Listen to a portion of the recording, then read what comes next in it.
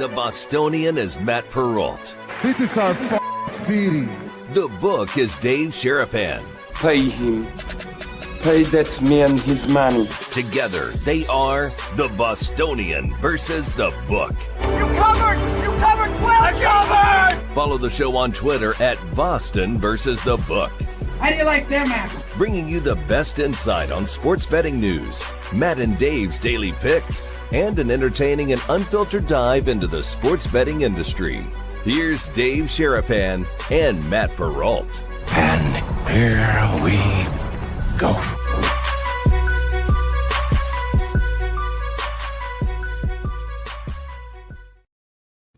For the last time in 2024, boys and girls, welcome into a Roll Call Friday for the Bostonian versus the Book. He is Dave Sharapan wearing a very small hat. I am Matt Perrault. We are live on our YouTube channel at Boston versus the Book. Same thing on Twitter, X, and replayed on Sports Grid Television and on SiriusXM channel 159. Penn State jersey and a very large hat. Dave, how are you? We will talk to Justin Spencer from Recycled Percussion coming up here in a couple of minutes. Let me see if I can get this whole thing in the shot. That's what she said. I didn't even do it. Was it me? But yeah, we're wearing a big hat today. How you doing, P-Roll? How you doing, Brigade? It's the Christmas season. We're feeling very festive. We got college football playoff. Chef B, what a hat! You know it. We've been waiting basically all year for this one. This is the last Roll Call Friday of 2024. Yeah. And boys, girls, they're filing in right now. This is great. Hit the like button. Hit the subscribe button. Alvarez, I see you. Happy holidays. You and the BVB Brigade is damn right. It's going to happen all show. Talk to each other. Roger, condolences. Saw that. Senior member of the Brigade, Roger Long, right off the top. Yeah. Listen, holidays are, man. It's a hard time. It's a fun time. It's a hard time. It's football time. Like, we got massive football coming today, tomorrow, Sunday.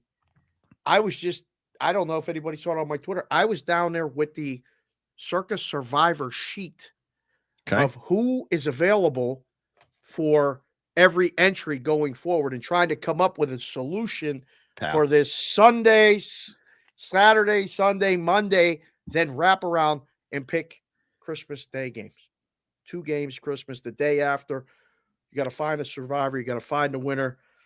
This is a busy time. This feels like a busier Christmas season, doesn't it? As far as sports, P-Roll? Condensed. I'm so excited about this because, and we'll get to it later in the show, but the 4 games. We have been waiting for this since they made the announcement as to what exactly December and January would look like with a college football 12-team playoff, because we get 4, 4, 2, and 1. We get 2 weekends of this where you get 4 games, and it's Friday, Saturday, 3 games tomorrow on top of 2 games in the NFL, atop of all the NBA, all the NHL, and all the college basketball, plus a heavyweight championship fight in the middle of the day. Like, I don't know. This is the most incredible Saturday. Like, I'm not going anywhere. I'm making the menu tonight. I'm going shopping tonight. I'm going to have food and food and food tomorrow. I can't wait to watch this because there are not, like, the NFL is going head to head with college football. I can't wait to see which game wins, because I think the college game is going to win. Yeah, personally. I think so. Depending on how the Chiefs game goes, like if it gets, I mean, everybody watches the Chiefs. JC from KC, happy holidays to you and all the Chiefs fans. But, you know, and we'll put on earmuffs later, maybe not, when we look at the games. And I don't know. How is Kansas City not winning that game? We'll find out. But yes, there will be a lot of things. I mean, you know, it's competing against getting the shopping done, cooking, like you said. Yeah. It sounds like it's a real hard sprint in a marathon type thing, which we got this guy coming on. Makes sense for Justin. Right? Like, let's go run really long distances in a real short amount of time. Yeah. And I can't wait. I already have my first question for him. Why? I'm not Rex Ryan, but I want to see his feet. Oh, no, you don't. I've seen pictures. Oh. You don't want to. Was it bad? It's bad. He may show you on air. I don't know, but Justin Spencer is a very interesting individual. If you guys who know Recycle Percussion, that's Justin in the front. This is the show that ran for 10 years here in Vegas. America's Got Talent was a very popular show at the Luxor here in Vegas, but it was also obviously the television show, which is where Recycle Percussion became a thing. And then they came to Vegas. They headlined here for 10 years. They lived here for 10 years. Justin loves to sports bet. He watches our show and has been a part of gambling community conversations for a while. And so he and I have talked forever. And then that was, if you remember going back, my favorite thing about today was a couple of weeks ago, but we were talking about him running 7 marathons on 7 continents. What's wrong with that boy? Over 7 days. Yeah. Different continent, different race, a marathon each and every single day. How? I have no idea. I think he took like 2 weeks off from working out, but then he came right back onto it. But he finished the thing. And I mean, this is him and his whole family at the finish line in Miami, finishing the Great World Race. 7 marathons, 7 continents in 1 week. And he did complete it. Yeah. And my concern was, how do you take 7 flights in 7 days? Like, that's the travel alone. Yeah, so I think he'll let him tell it, but I believe Right. it was 5 charter flights for the first 5 of them. He was on a charter flight, starting in Antarctica, and then going to South Africa, and then going from there. And then the last 2 legs were commercial. They flew commercial when they got here.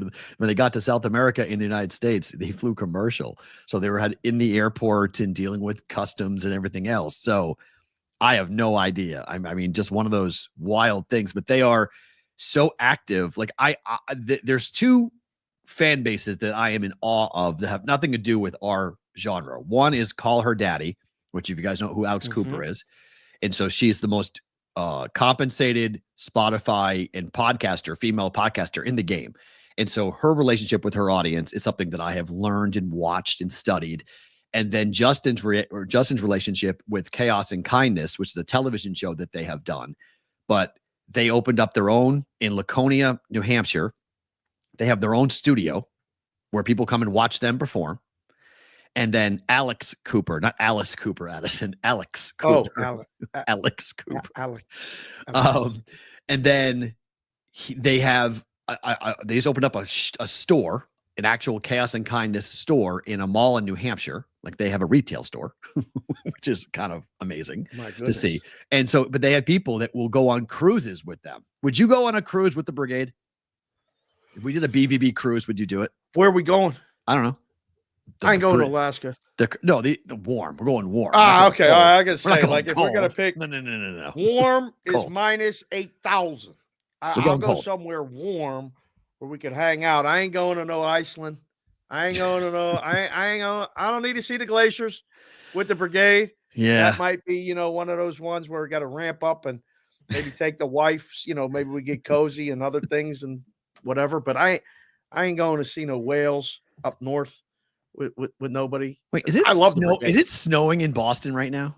Yeah, baby. Oh my goodness. Yeah, you'll be there next week.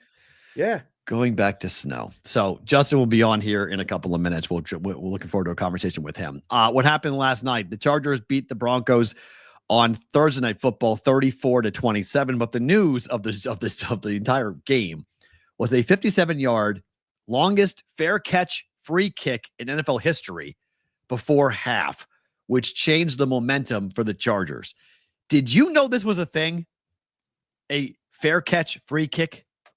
So I didn't know what it was as it was happening because I was really dialed into some volleyball last night. And that's going to be one of my favorite things about today. Yep. Yeah, that was great. But I was reminded of the moment in the movie The Longest Yard when they go, there's a drop kick. And he goes, drop kick. And the linebacker looks over at the ref and goes, what is that? And the ref goes, drop kick. He goes, how much is that worth? 3 points. What the? And he went nuts and flipped out. And I was laughing. I'm like, whoa. That's the last time that I saw it. I can't remember seeing it in the NFL game. I think 1976 was the last time it happened. Correct. Ray Wersching, right? There you go. CBW was probably there if he wasn't there, he was watching it. We know we got guys in the chat that have seen these types of things. I'd never seen it. It was great. It changed the momentum of the game. It changed, but that was great. That was a great thing. I love Smart. I'm watching this. I'm on the phone. I love Smart. I'm watching this and I'm like, okay, I'm 47 years old. I've watched a lot of football in my life. What the hell is going on? Because why didn't they have to snap it? That's what I can't figure it out. Awesome. Like, there's no snap. There's no rush. It's just go ahead and kick a 57-yard field goal with nobody around you. And the guy drilled it. Dicker crushed it. And it flipped the whole momentum. And after the game, you heard Harbaugh say that it was his favorite rule in football. Like, he's been waiting for this to actually happen. I couldn't get over it. I was completely and totally, I was stunned. Amanda's in the chat. What is going on? What do you mean? Oh, no, Brooks. Season. Oh, Brooks is in the chat. Not Amanda's in the chat. Brooksy! Brooks is in the chat. Brooksy! Oh, no. Brooks is in there. He wants to see Justin. That's why. That's why. Listen, he wants it. He went to his performance in Laconia. He was all into it. He's all into it. My daughter's all into it. I've got signed drumsticks from all the people in the band. I can't say for sure that we still have the T-shirt that we got because we took the kids to see Recycle Percussion here. So we are very familiar with it. We were big fans as they were, on their way up on the scene. Way up. Recycle Percussion was a big part of our lives here in Las Vegas. There he is. And look who's here. Justin Spencer joining us here on the Bostonian versus the Book. What is up, my friend? How are you? Welcome to the show. Coming at you live from chilly, rainy, the granite state of New Hampshire, the live free or die capital. What's going on, boys? Well, thank you for coming on. Yes. Everyone wants to know, obviously, about the race that you did, because this was my favorite thing about today from a couple of weeks ago. When you told me in your house where you are now, I kind of like put it in my brain like 777. Come on. Like, he's not going to finish this. Like, have you ever done this before? I asked you, have you ever run a marathon? You're like, no. You're doing 7 on 7 continents over 7 days. You were a big dog. Yes. Yeah. I'm just saying, we made the number, Justin, and you were a big dog. Yeah. Vegas was not favoring me. I got to tell you what, let me give you the down and dirty in 60 seconds or less here. It's a lot harder than I thought it would be.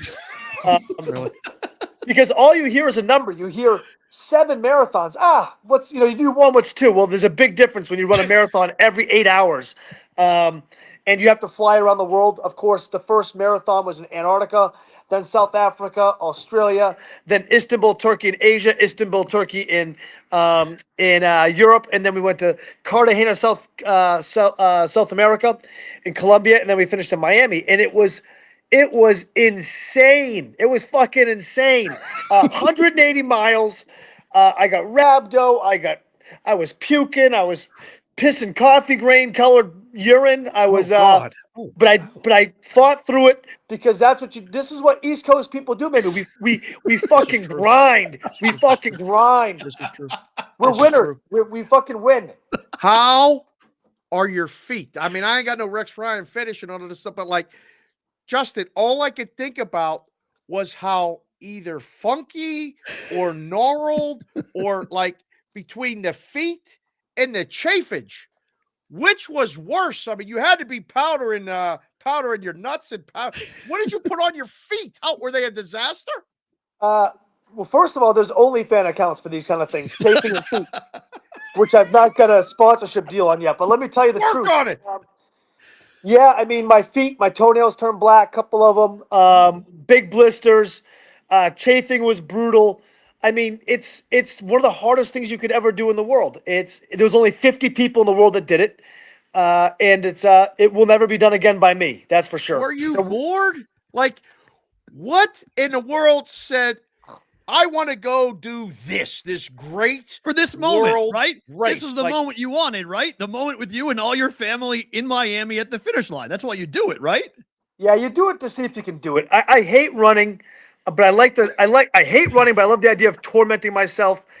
I've done some crazy shit. I've buried myself on the ground in coffins. I've I've broken world records traveling. I've put myself in cranes and lived in them for fucking days. Wow. I've done crazy stuff before, but physically, this was the most ambitious. I'm glad I'm here to tell about it. I'll tell you I don't know what's more painful: 7 marathons in 7 days in 7 continents, or the $60,000 I lost on a Hail Mary by Baker Mayfield 2 years ago in the first game of the Rams. I don't know what was more painful. I'm going to go with the fucking marathon, but it's a close second with the Baker Mayfield Hail Mary. As you can tell, I'm still pissed. I was going to say, you still mad about that? Like, do you hold it against Baker now that he's in Tampa and they're favored? I mean, are you looking to bet Tampa on Sunday night? It's a big game. I'm just saying. Yeah, I mean, I shouldn't be looking to bet anybody. All you have to do is have me on this show once a day, and I'll tell people what I bet, and then just do the opposite, and I'll fucking win every time. You're that guy? Are you that guy, Spencer? I am that guy. I'm starting to figure out here. I'm trying to work with my local government to see if we can, because I have to pay taxes on my winnings, which fortunately I've never had any. But I'm trying to see if we can write off the taxes if we do lose. It doesn't make any sense. You have to pay taxes if you win, but you don't get to write them off if you lose. Yeah. So I'm working on that right now. Just trying to get it done.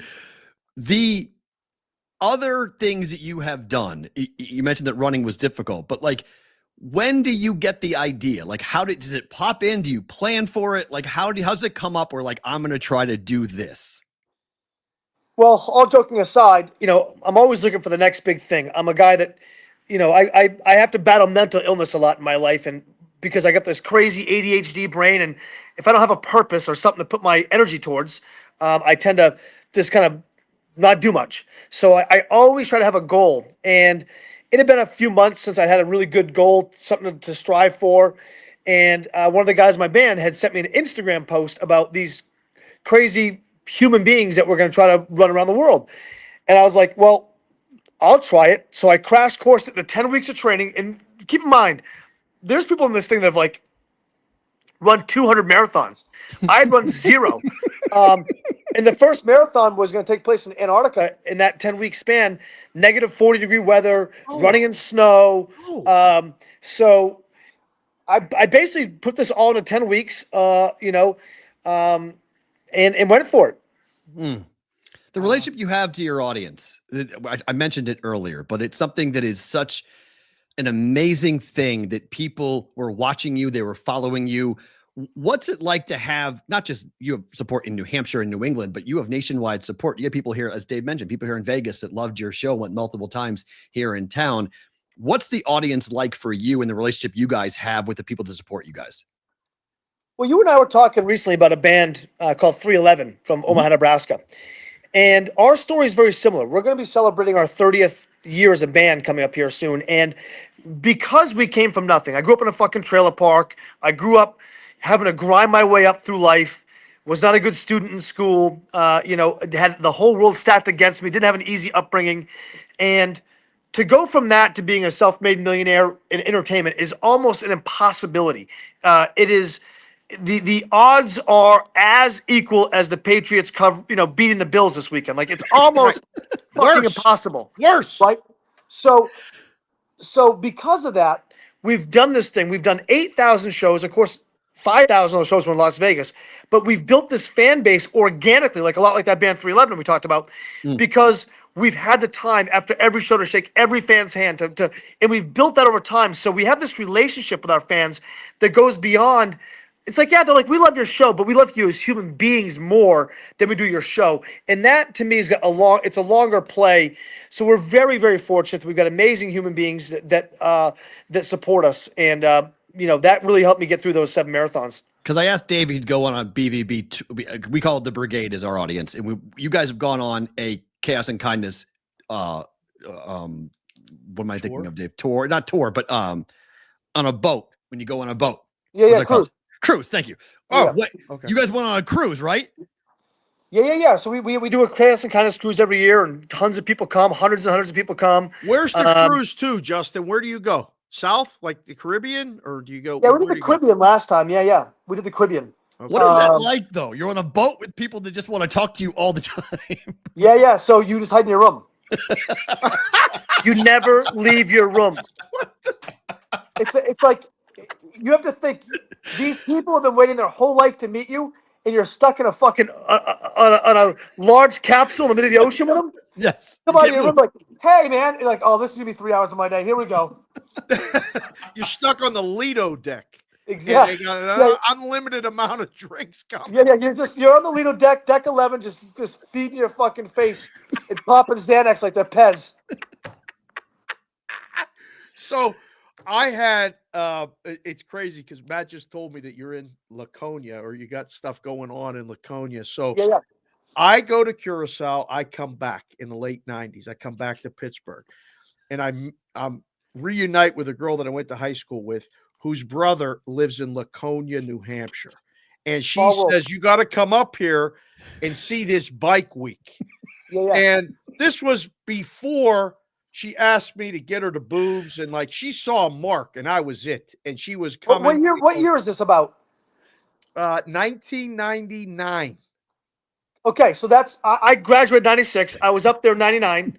I saw your tits, dude. I remember you specifically. I knew you looked familiar. Yes, I threw you beads. You showed us. Dude, you have bitch tits, dude.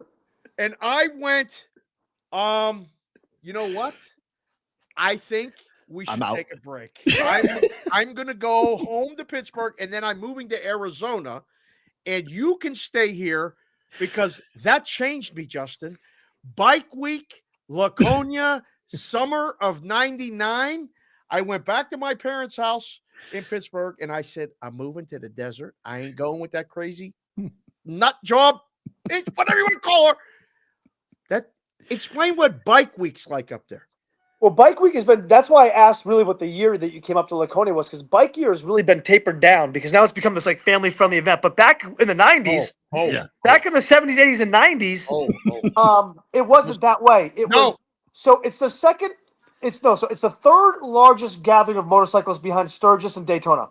Yeah. Hundreds of thousands of people come from all over the country. It's Hell's Angels. It's insanity, and they all come into the small town of Laconia, which has got, just to give a visualization of people that don't live in New Hampshire. It's on a lake, a beautiful lake, 15,000 people, a summertime kind of vibe, and it's just for that 10 days, it's helter skelter, and it's people just going up and every shit faced. It's fights. It's people doing donuts, but lots and lots of titties. And I see yours.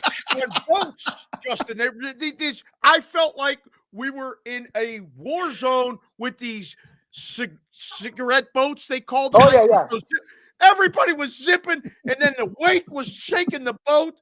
And it's Redneck Mardi Gras, bro. It's Redneck Mardi Gras. It was insane. And then every boat we went by, everybody flashed. There were tits all over the place. I was like, what am I doing? Rotation devices. It was incredible. There you go. On to a business matter. You have started a new podcast. This is very cool. That's why I wanted to have you on to highlight it. What's the name of it? Where can people find it? But also why? What's the thought behind it for you to be able to talk directly to your audience? Well, I love just trying to inspire people, and the podcast is called Because I Can, and really that was kind of the mantra I used in the 7 marathons. Was essentially because my best friend, who was in a car accident, was paralyzed. He couldn't do these 7 marathons anymore in his life, and there's so many people out there who battle illnesses or just don't have the physical ability to run marathons. Was kind of how I got inspired. Every time I was like, man, I'm fucking dying. I'm 120 miles into running, and like, I have no legs. I'm like, but you know what? My friend would do anything to be my struggle right now than I have his struggle. So I kind of use that as inspiration. So I launched this podcast, which I put a great deal of effort in. We've got about 4 episodes now. And it's just a great place, a one-stop shop for any individual out there right now who's looking to try to just kind of ignite a fire in them.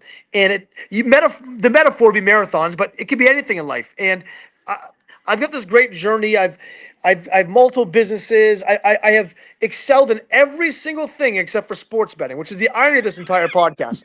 I've excelled in every single thing except for sports betting, and I love to live life to the absolute fullest. I just kind of believe that all of us as individuals sometimes forget that, even though, hey, Matt, you and I are 47. Even though at any age you can take a change, a leap, you can get in a different relationship. You can change your job. You can change the person that you are. The past is the past. And this whole podcast it's self-help bullshit, right? It's all the same stuff, but it's got a spin to it. It's fun, and I'd love to to open your community up to that. So if you want to be a part of it, simply look up Because I Can podcast, or you can follow us, Recycle Percussion, my band Recycle Percussion, on Facebook.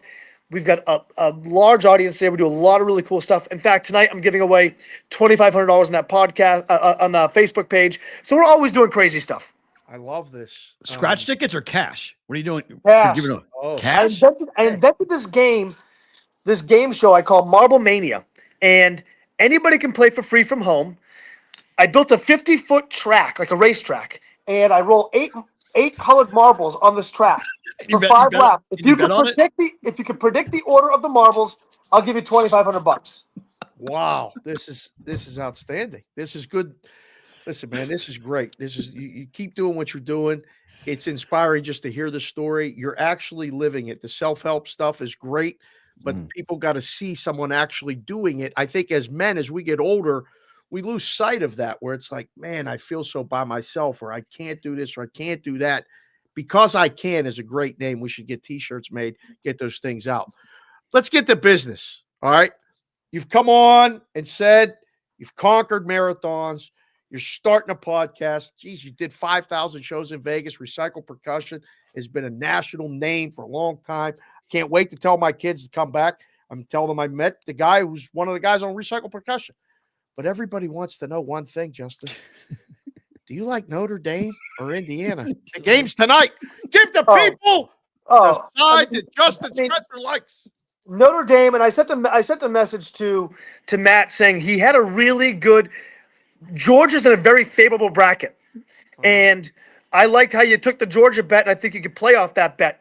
That's a great bet. I killed it with a okay, so we got to be honest. Okay. Make sure no one's listening to me. All right. I'm down a lot of money. Yeah. All right. All right. This is my cry for help. He's a good one to help you. Dave can help. Okay. So on the show yesterday, we did Bostonian versus the book, bet it or book it at the end of every show, where Matt gives a couple plays and I say either bet it or book it. Sometimes we're right, sometimes we're wrong. And occasionally I'll throw one at him and I'll go, hey, Matt, I got one for you, because I did the work the day in advance. And I said, bet it or book it, the Memphis Grizzlies against the Golden State Warriors. The line was 2. And the line at the current time was 2. Now, they won by 51. Was 4. They won by 51. I said the Grizzlies are going to win, and they're going to win comfortably. They won by 51. It was the biggest. Oh, they were comfortable, right? They were the Ritz-Carlton. It happens. Like, we get these things right. We get them really right. Well, you go first. Let me tell you. What do you like in Indiana, Notre Dame? I'm taking Notre Dame. Laying the points. Money line? Money line. Good bet. Okay. Well, that's a good bet. What I've been doing that's been working for me lately, which nothing ever works. Okay. I'm up. I had my first winning month of my life this month. This is great. Good news. Okay. We're doing well. What did you do? I'm only up 27,000 this month, but I'm down overall. Okay.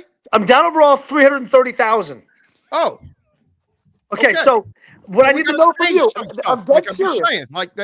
That's I'm down 330,000. I'm okay with this. This is like this is like admitting a sex addiction to the world. It's okay. Pretty much. Have to talk about it. Okay.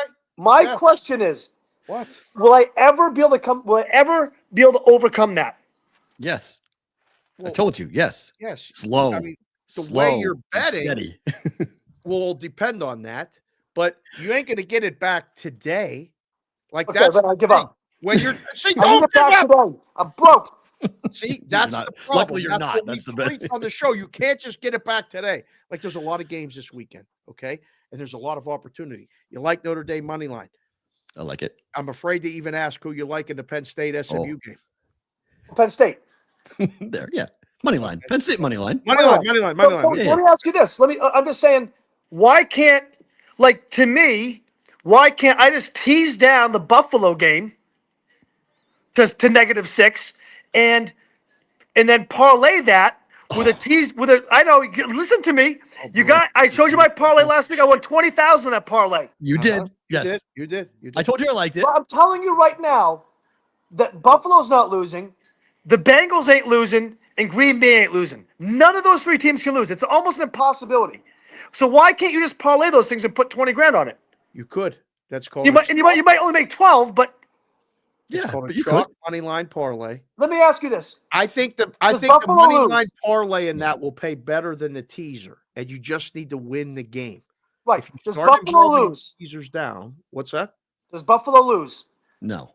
Okay. Does Green Bay lose to New Orleans with no No. quarterback? No, it's 14 points now. Okay. And do the Bengals lose to a Cleveland team that wants to lose? DTR starting tells you they want to lose. You're right. Because Right. yes. Yeah. So I'm just saying. Okay, so what's it pay? 3-game money line parlay with those 3. At I mean, 20,000 is going to be what? 8,000? You're still laying juice on that. There's a Tons big of juice. favorite. You're not afraid of anything. You just ran marathons and took plane trips. Like, you ain't afraid of the juice. This is what I've learned this about you in the last 15 minutes. You ain't afraid of shit. So I think, like, maybe going that route. Why don't you start it with Notre Dame today? If you really like Notre Dame. Do you? And I think Notre Dame's going to win, but I'm not sure they're going to cover. But I wouldn't use that game. The game to use tomorrow for Saturday is Texas. Put the Texas money line in the parlay with your 3 pro games. Right.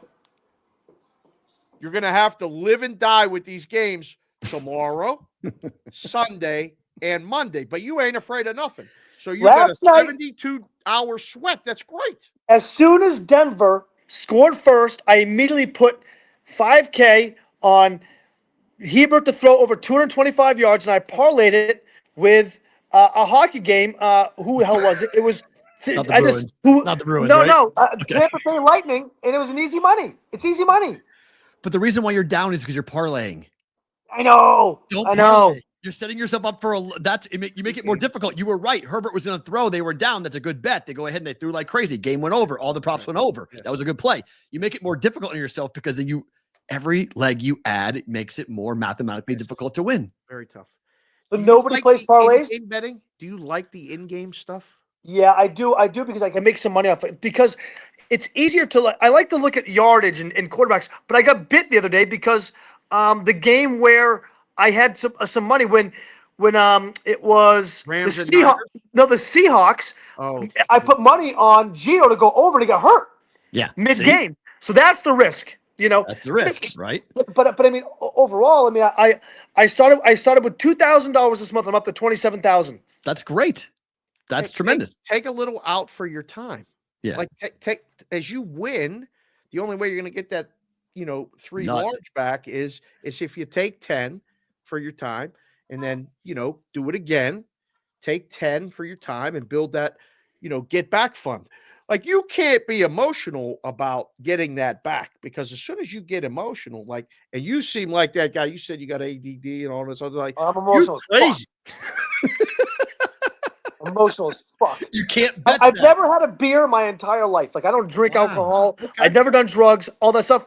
I didn't even know. I lived in Vegas for 11 years, never did a bet of any kind. Never played blackjack, nothing. Really? Where did you Nothing. live? I never got into it. But my buddy said, "Hey, there's a sports betting thing." It was 3.5 years ago.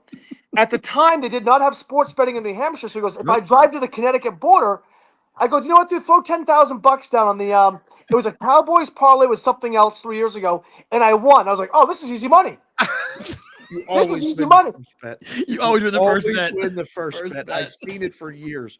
Oh my God. You guys, if you sat in my living room and watch how I sports bet, you'd have a fucking heart attack. Yes. You'd be like, "Dude, this guy is Yes. manic." Can we make that happen in 2025? Like, I would love to come back and sit with you for a game. I think we could have people. I mean, This has to be a private thing at least. Yes. Like the three of us will sit there Yeah. and I'll just laugh and I'll go, "What are you doing right now?" And then you can do it. And we'll Because Justin, it's crazy because he'll call out games, like he'll say things to me when we're watching games together. He'll say, like, I had a live bet during college football that landed on the hook, and he was like, "You're gonna win on the hook," and I was like, "Come on," he goes, "Bet it, you win on the hook," and it landed on the hook. It was crazy. So like he'll throw out things because he knows the algorithm because he did it for years. Yeah. So he knows what the number is going to go to. And then he says, bet it right now because it's going to move. And it moves. And you're like, holy shit. It's an experience that you have to have with Dave. It's fun. yeah. And I think the NFL is tough to bet on. I mean, Oh. what I have found a lot of success in two sports specifically: Which are what? hockey and the WNBA. I don't know why, but those are two sports that are easy for me Smart. to bet comparatively. Softer lines. You're right. Those are good lines. 100%. You should keep doing that because those lines, the most efficient, hardest market to beat in anything in sports is the NFL. It's because it has the most volume. The lines are snare drum tight. And I mean, that's not even a pun on a recycled. There you go. Nice. There you But go. that is snare drum tight lines. Those WNBA lines takes a little while for anyone to even have a clue what the hell's going on. So, and there's less teams, Including them. The hockey, if you like watching it, you can find a lot of gold in the hockey, and not a lot of people are watching it. So I like all of that, what you just said. Do you do the NBA? Yeah, I mean, I remember the problem is nowadays with the NBA, every time I bet, I'm like, well, I don't know who the fuck's in the game, who's out of the game. You know, I bet on Dallas last night. No, a couple $100. I'm like, the fucking's not even playing in the team.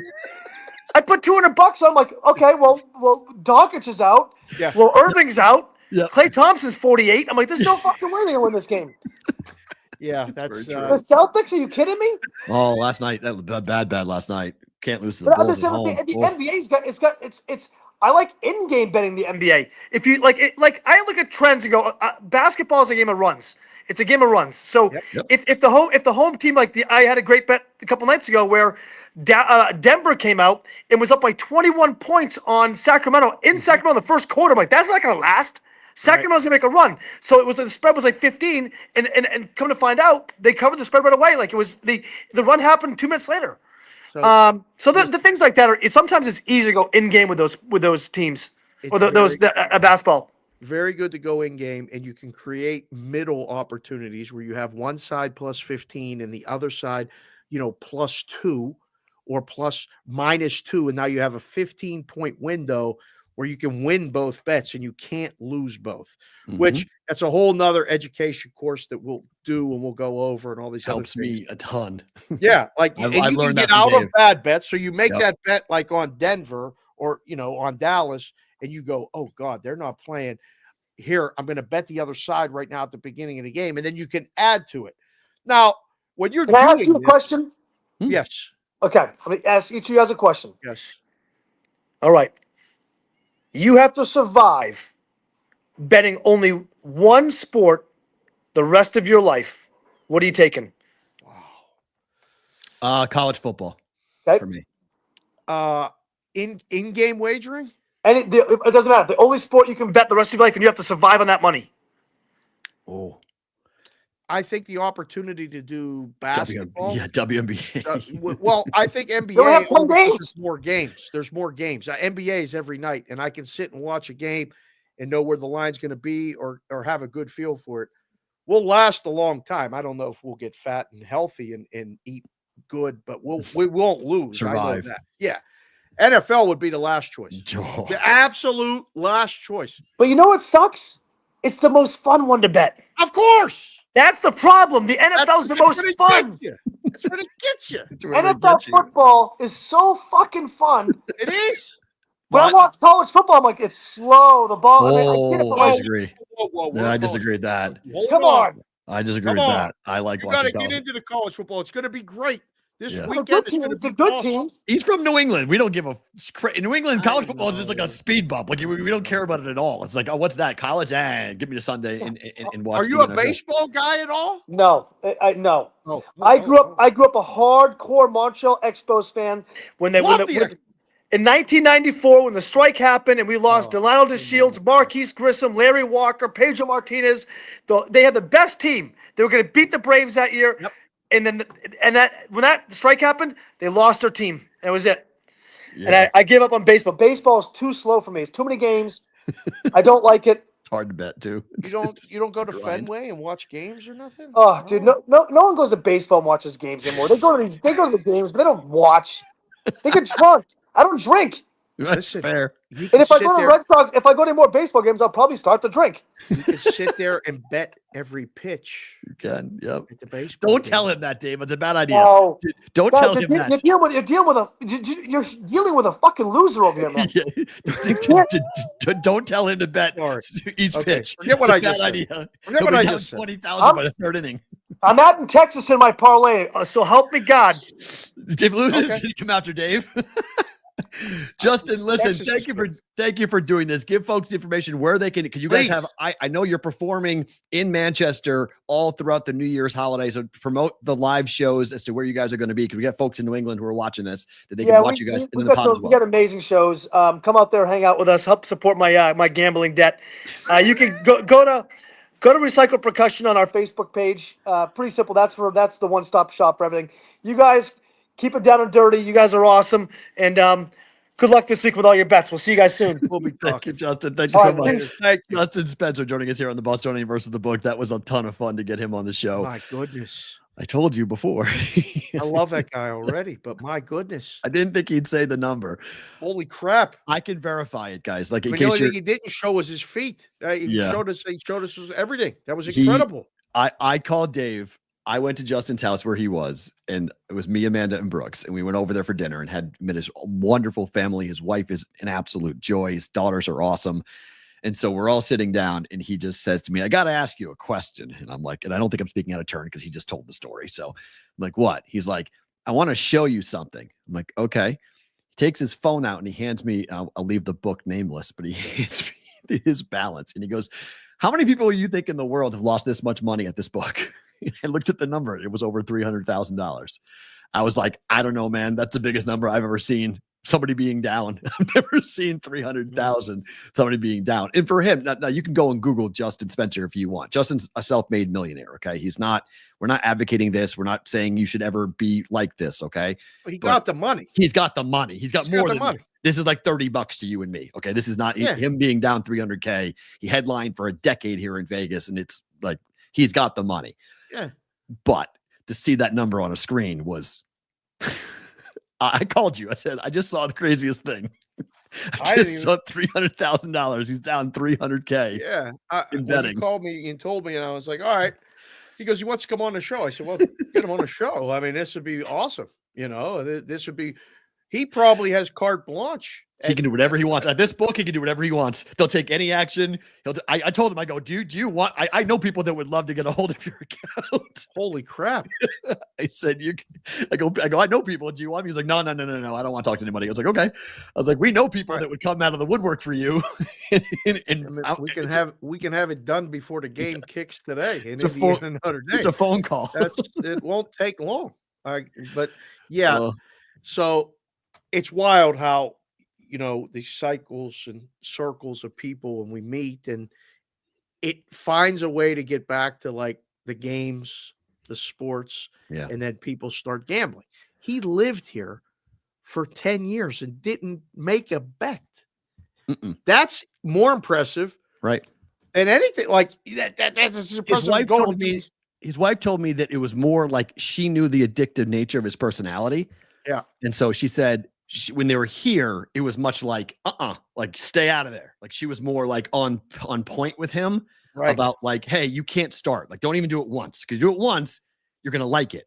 So when they moved back to New Hampshire, it was on the phone. She can't police the phone. It's just on his phone. Which I mean, in all seriousness, it is way too easy. Yeah. To do it. This hat is so big. It really is. God.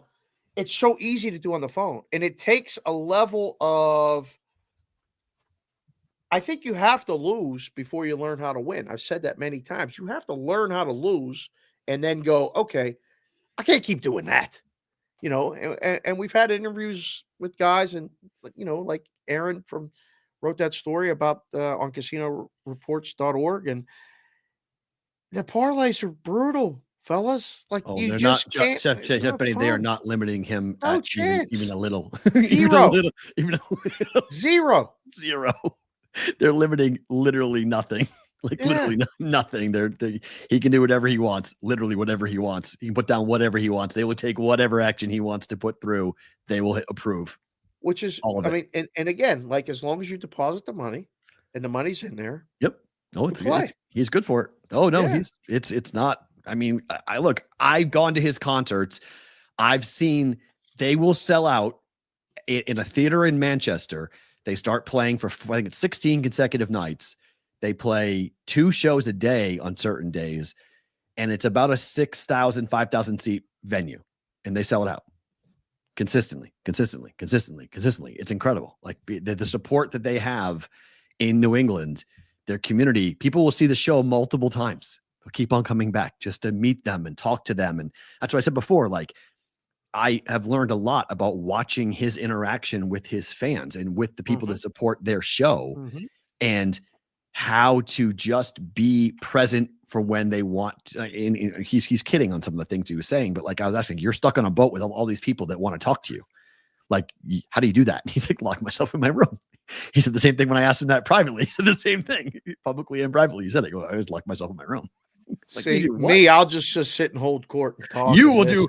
I'm like Justin. I will lock myself in a room. Right. You will sit there at the end of the buffet and have 18,000 conversations with people. Just come on in. Come on down. Sit down, talk. Who are you? I love to listen to the stories, and we'll have something to say. I genuinely love the people aspect of all of this, and that's fine. Like, there's 2 different ways to make it work. Well, that's We've done that a little bit. That's an interesting line, Steve. It's a great line. I was actually going to tell you to pull this one up from Graham That's a Key. cool line. Yeah. That dog freaks me out with them eyes, Graham Key, but this is great. Both my I called dogs have those losing eyes. money starting in sports betting, paying tuition. So when you start sports betting and you lose, you call it paying tuition. Don't mind. I think that's good. BVB, I paid tuition. I mean, that's Don't another mind it. T-shirt idea. We'll give you complete control and naming rights there, Steve. I like That's that awesome. a lot. Yeah. That's very cool. That's That very is good. cool. All right, let's talk about the games. It's finally here. The first ever college football playoff. It starts. Before it starts, who's winning this thing, Dave? The whole tournament? Whole thing. Who's winning it? Man, I wish I knew. I don't know. Just guess. I'm not holding you to it. Just who do you think wins the thing right now? Well, I think Oregon beats the winner of their game. Me too. And then I think Oregon advances on that side. They got to Agreed. win 2 games. I think they get the 2-game parlay to the final. Agreed. Selfishly, I want to think that Penn State wins their game tomorrow and wins the game on New Year's Eve and is in the Final Four. Agreed. Yep. If it ain't Georgia, It will be. well, if Notre Dame wins today, Mhm. Notre Dame could beat Georgia, in which case then I want to selfishly say Penn State would be in the final against Oregon round 2, and all the SEC people will go nuts because They it'll will. be 2 Big Ten True. teams in there. They'll go But they crazy. didn't go crazy last year when Michigan won the championship last year. So, I mean. No, they checked out after Michigan beat Alabama. That Michigan-Washington game had a little bit of a Sure. And so I mean- would Oregon Penn State. Oregon Penn State doesn't have a lot of cachet. Oh, it'd be to it. coast to coast. I mean, it wouldn't It have. would be the- coast to coast. It would be coast to Texas. coast. People in the middle wouldn't really care. People in the south wouldn't care. You'd have coast by Wow, coast. you've said on this show multiple times that Penn State, Pittsburgh is in the Midwest.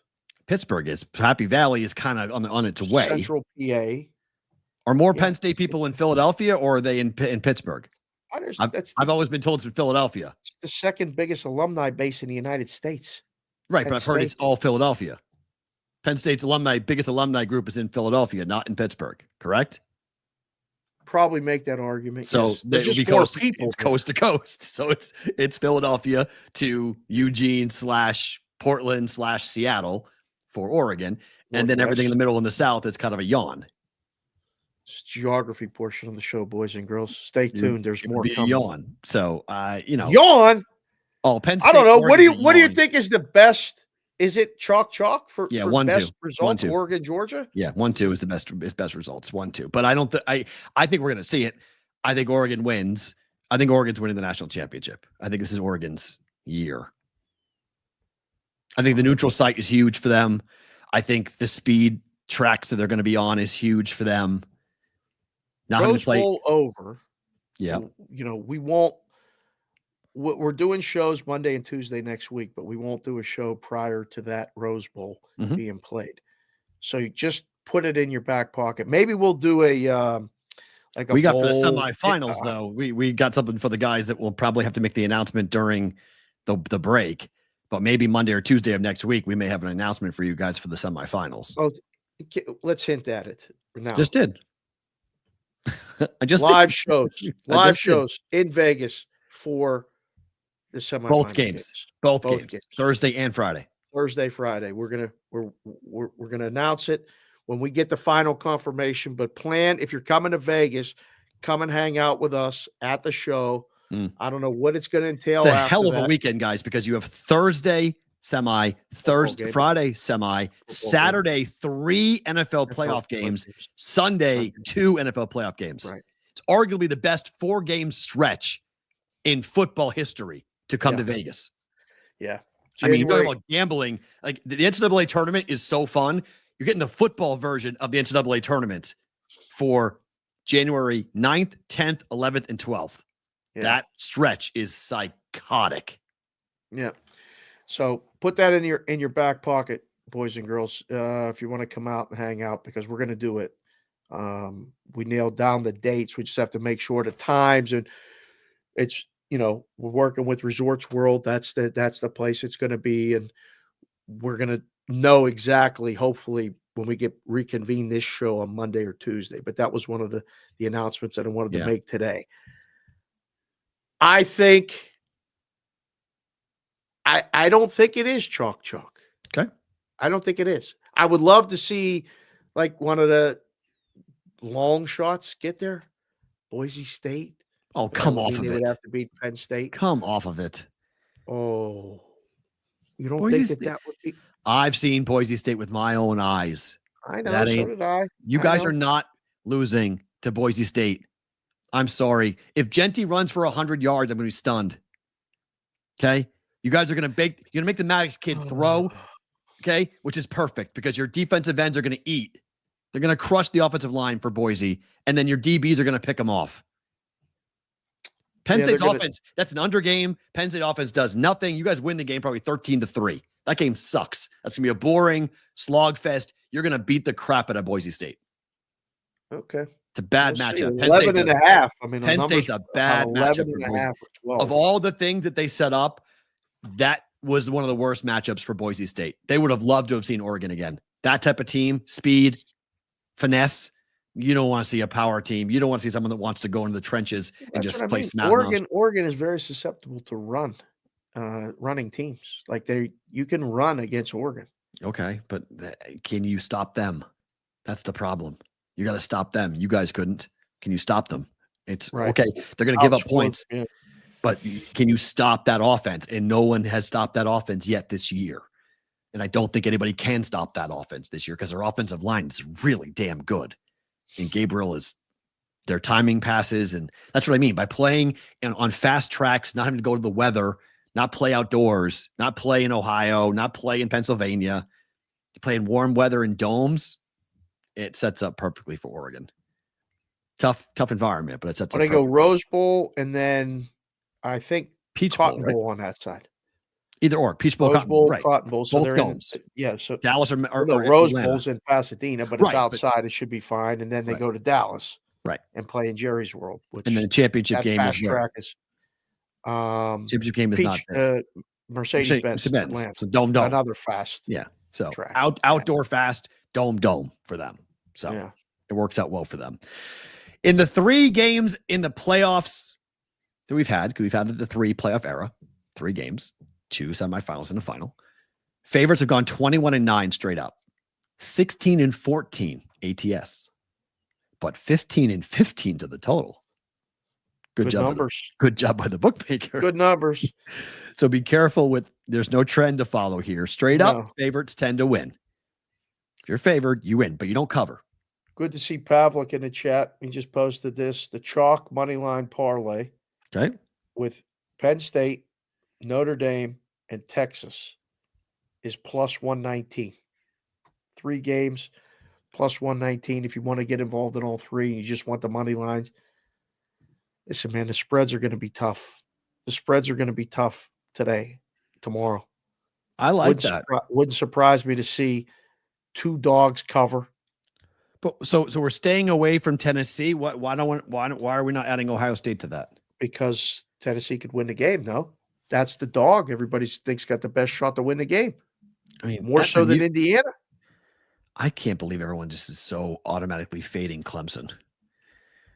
How are they going to score? That's turnovers. I don't know. You worth those picks, Chris Otto. Good to see you, Otto. Tennessee can win that game. Okay. Give the boys and girls a poll right now. Give them a poll. +7, -7. Tennessee +7. Ohio State -7. Who you got? I think this number's the most efficient number of all of them. Really? Yes, I think you'll see. This is going to be such a big handle game. All this stuff is rolling to this. I think you'll see. This will be within 55-45 either way. What's the poll again? What do you want? Ohio State -7, +7 or -7. Yeah, -7. Okay. Tennessee +7. Who you got? And under. That's what I've got. Under. I don't want the side. I want the under in that game. Under. All right. So why the move?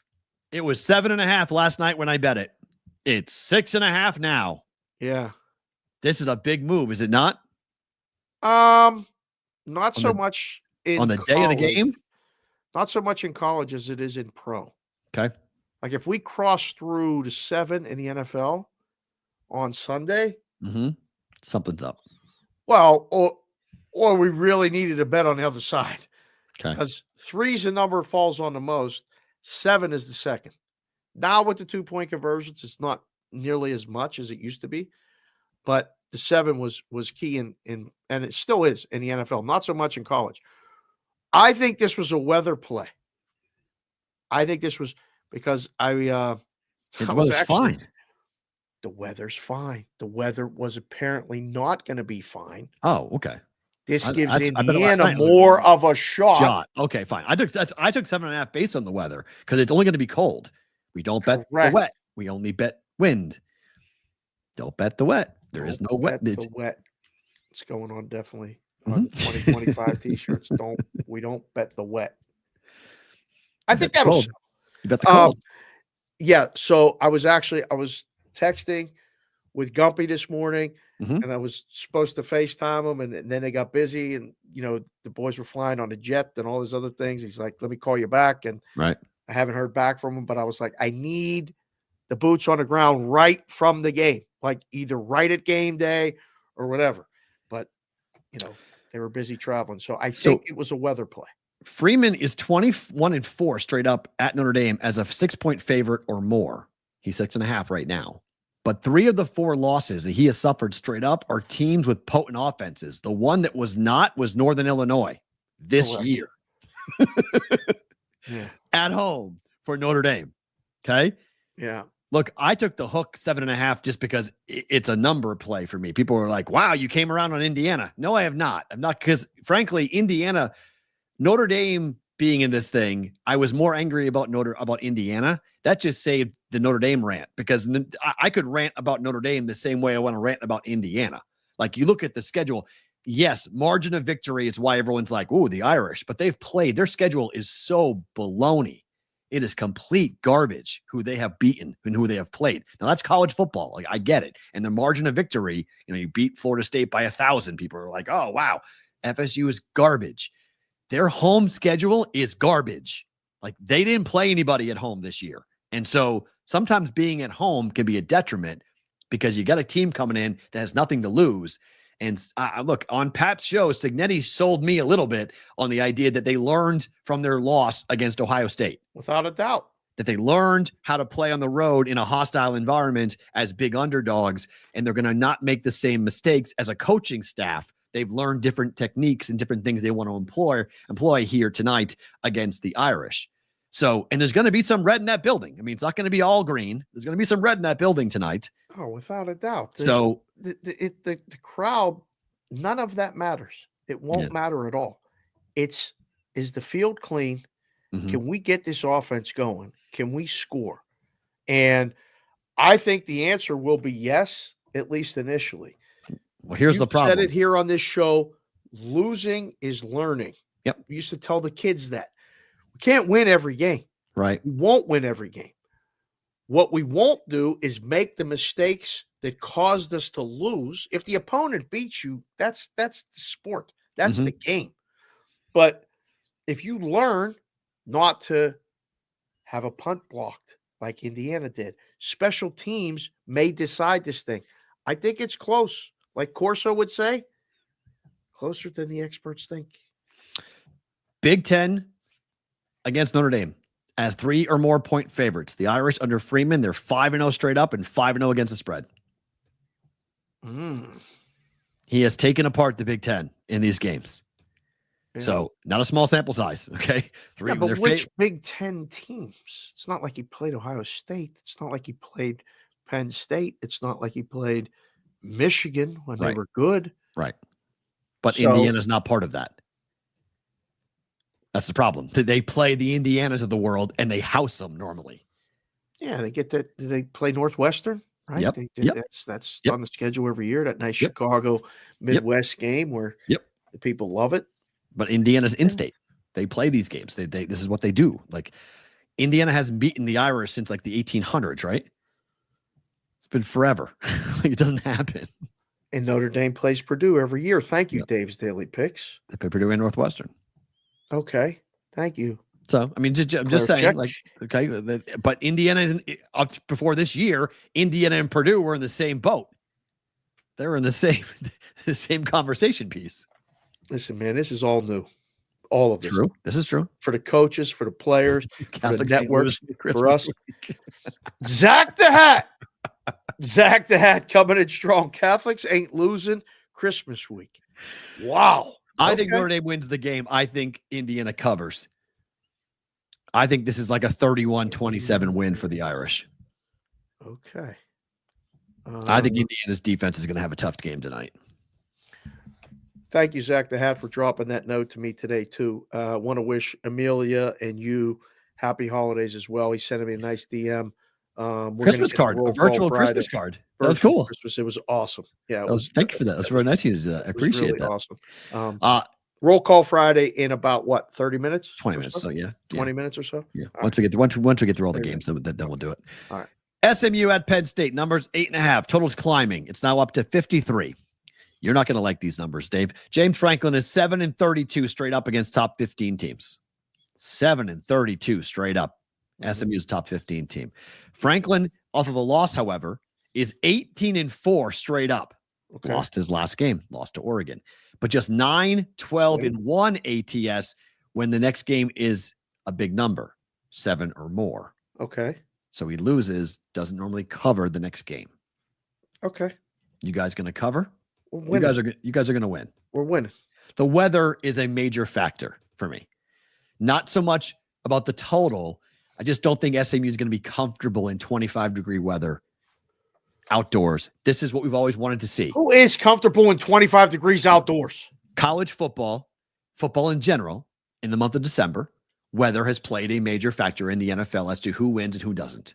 You see teams from Miami, teams from Dallas, teams from the South going north, having to play these games, and the cold weather impacts their ability to catch the football, to hang on to the football. We see fumbles. We see mistakes being made because when you're cold, you're not comfortable. Nobody is comfortable playing in the cold. And for Penn State, they practice in it. They're used to it. This is what they're bred to do. SMU is a finesse, fast-paced offense. Not good. not good for SMU with the cold weather. I hope Penn State's able to just run the ball. If we'll know early. Okay. And if Penn State is able to run the ball successfully, 3, 4, 5 yards a clip, Singleton can take one to the house, get up, stay in that type of. I don't want this to be a shootout. I don't want to see a shootout. I don't. Hey Jim, just to tell you, Notre Dame lost to Ohio State as a dog last year. Just know what the stat is against Big Ten teams as 3-point or more favorites. They're 5-0 straight up. Irish are favored by 6.5 tonight. Just to tell you, it's not about. It's when they're favored by 3 points or more. They're 5-0 straight up, 5-0 against the spread. That stat's not wrong. That stat's right. They were dogs to Ohio State when they played that game. Just FYI. I just got this Indiana Notre Dame stats. First meeting since 1991, separated by 200 miles. Indiana has the 67th hardest schedule in the nation. Yep. Notre Dame 61st.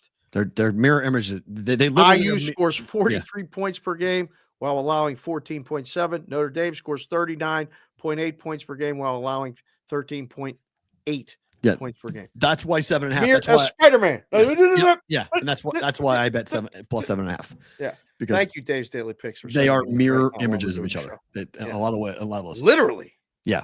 They both SMU. They both suck. And Penn State are not. Yeah, they both aren't good. Right. Indiana and Notre Dame both aren't good. They both don't belong in a tournament to determine the national champion.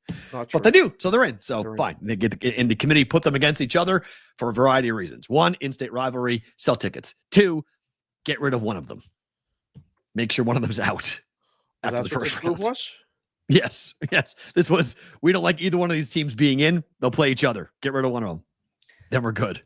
This is the most sought after ticket of the 4 games, which makes sense because it's the in-state rival, and it probably would be the most watched. We take the Irish alumni base. This will be the biggest. If they could do it over again, they would flip and put SMU playing Texas and put Clemson going up to Penn State, because they would have sold the crap out of that game down in Texas with SMU. The whole state. Somebody going to have an opinion on that game. Good point. It's a good point. Been a monster. I think in the future they're going to do pods. Because I think they should do pods. I think you should take travel into consideration. Geography should matter. Well, I mean, just think about this. I mean, SMU's going to go, if they win, they're going up there. Then they're going out to the desert. That's a short trip. Then they get to stay home. Their path would be the Cotton Bowl. No. They would have to go to Florida. I'm sorry. That side goes to Florida for the Orange Bowl. Yeah. So, it's going to be, wow. Zach the Hat said Penn State would lose to Clemson. Can beat SMU. Zach the Hat, you and Amelia, we're friends. What would you say that for right now? I can't believe you would just say that. But Franklin off of a loss, they should win the game. Do they cover? Win by 7. Yeah, I don't know if they cover, but I think Penn State definitely wins. That's why I like that parlay. I like that parlay. That parlay. I may need to trail that. Right. You got to explain this to me. What? Why this number is climbing so high? This is a playoff game. Clemson's catching 13 now in a game with 0 weather concerns. Do you think Clemson is going to be able to score more than 14 points? Yes. Okay. Well, then if you think that, then you think they got a shot to cover. I think they do. Okay. I think they have a shot to win the game. Okay. I can't get over this. Did you realize that Ewers and Klubnik played in the high school state championship in Texas? High school state. I watched the game. Won, right? Klubnik won a game. He won. Yes. Klubnik won. It means nothing for this game, but I just look at pedigree a lot of times with this stuff. Okay. Coaches who have been in these environments, who know how to prepare, who know how to get their kids ready. There's something to be said. I love Sark, but I'm not banking on Sark to have his guys ready to go. I really don't. I mean, coaching wise, this is Dabo. I would ride with Dabo over Sark every single time. Ewers, if they're not going to play Manning and they're just going to stick with Quinn Ewers for whatever reason, if he struggles and throws interceptions, which is possible, I mean, Clemson still recruits 5-star kids. Like this is, I know they haven't played well. I know Klubnik, the back-to-back years, first half of the schedule, he sucks. The back half, he's an ATM machine. Like he wins and he covers every time. Now he's going on the road to Texas, And everyone's telling Clemson, which, by the way, 3 years ago when these kids were being recruited, Clemson was like where Georgia is. Like people were talking about Clemson and Alabama in the same breath. Yep. Like these kids didn't go to Clemson thinking they were going to lose games like this. They believe they can go in there and win. And this number keeps on climbing and climbing and climbing. And I'm like, how many points am I going to get to take Clemson? You give me 14, I'm going to have to take Clemson. I don't want to. But if I get 14 points in a playoff game, whoo. I think 13.5 might be the stopping point. Okay. Just looking at this, because they're trying to find the price discovery is going on as we speak, because half the books are 12.5. They just got 2 13s just popped. So it's already reached 13 in places. Crazy. I think when you look at it, just knowing what the rhombuses and the parallelograms are thinking, they're waiting for the better number. Say Clemson. Because nobody's taking Clemson. Nobody is taking Clemson. Nope. But they already laid that first number with Texas. The 11's bye-bye. Gone. Okay. 11.5, gone. So now you know where you got to go to get the money on Texas. Now you got to find where you got to go to get that money on Clemson. Where this is at in the middle, post Kansas City Chiefs, Houston Texans, during the Steelers and Ravens game, it might get lost in the shuffle handle-wise. This might be one of those ones that big number keeps people off of it. Wow. Texas is 22-0 straight up as a double-digit favorite since 2022 under Sark. Well, that's a lot of times they've been a double-digit favorite. Must be that quality schedule they keep playing. In the Big 12.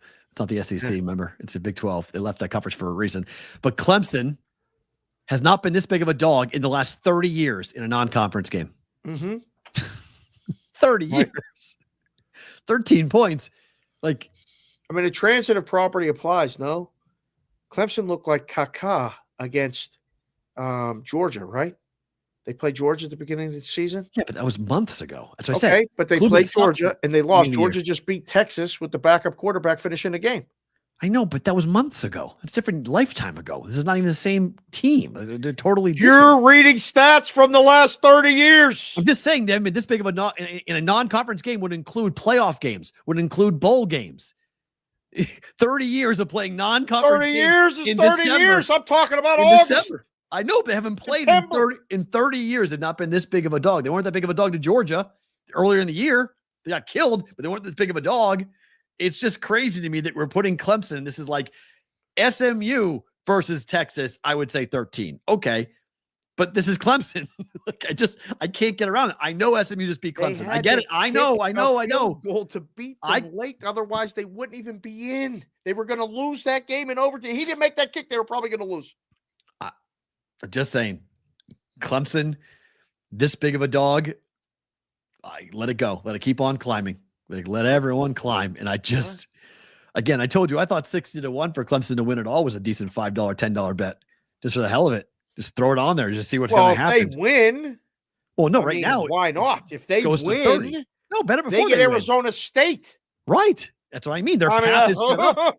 Their path is set up for Clemson to go make some noise. There's no doubt. That's the So one that I think you can involve maybe in. If you think they have a shot at winning this game, you owe it to yourself to get some exactas or a future on them, because it's got to be there. Tyrone Boyd, I see you working, sir. I love you. Bet numbers. Give me Clemson. He likes Clemson. Put it in the chat, fellas, right now. You want Clemson plus 13, or do you want Texas minus 13? Just type it in the chat. Get ready put the 3-digit area codes here in a couple minutes. looking for our friend Kevin Roth as whether or not he has any up-to-date weather on tonight's game. For the most part, it looks like breezy, nothing serious. Breezy. Track looks clean. It snowed overnight, but they've cleaned it off. Yeah. Track looks good. We're all good. I know, don't tease college, but plus 19. Joe, don't do it. Don't tease college. You don't need to tease college. Lastly, Tennessee at Ohio State, number 7. SEC teams in the playoff era as dogs are 0-3 straight up, but 2 of those games were Alabama, Georgia, but the favorite won. The dog did not. SEC versus Big Ten, when the SEC is a 7-point dog or more, 7-7 straight up. Oh, okay. 7-7 straight up. Ohio State was favored once in the playoff era against Clemson. They lost 31-0. One of the best bets I made in a while. I remember that one. I mean, and it ain't personal against Ohio State, but when there's an opportunity to kind of the baby was little. I still had that. I was still working in the books, and I was just sitting there, and I'm like, I told everybody that week, I said, we are going to bet. My God, we're going to bet Clemson in this game. I don't get that feeling quite with Tennessee, but I'm telling you, this one, you're going to have talked to a guy today about something else, and his name of his company's Twisted Hairs. Yes. You're going to have some real twisted hairs. You're going to curl up, tight, puckered, you know what, if you bet Ohio State. If you think this is going to be a blowout, I think you got another thing coming. Agreed. Under. All right, to Saturday to the NFL we go. Houston up against Kansas City. This is wild to watch in terms of how we have seen these games. Action Network. Since 2003, we've had 113 total games being played during the regular year on a Saturday. Almost all of them coming late in the season like this one. Road teams are 65, 42, and 6 against the number on games on Saturday. The hell's that? That's a great number for 61% for the dog. It's good for the Steeler game. For the dog. Road teams, generally speaking, are dogs here. Road teams coming in ATS 3.5. This is just like, to me, this looks very similar to the Charger game. Chiefs will win. Night, you mean? No. When the Chiefs played the Chargers, they won by 2. Oh, and it fell. Yeah. It was a 4-point line. Fell 2. I mean, after the discussion yesterday with Adam, Prime Sports don't want this thing to fall 2. This would be a disaster for them if it falls 2. Kansas City by 2. They got way too many things working there. I think Kansas City wins and covers easy. Ooh, I thought last week was their get right spot, you said. Yeah. So now they're right? Houston will keep this close in the first half. The same script happens. The script writers, which, by the way, if you guys are watching or listening to the show, there are no NFL script writers. It sure seems like it sometimes. Yikes. Kansas City will be tied or trailing at halftime. They'll win the game, and they'll probably win by, 24-20.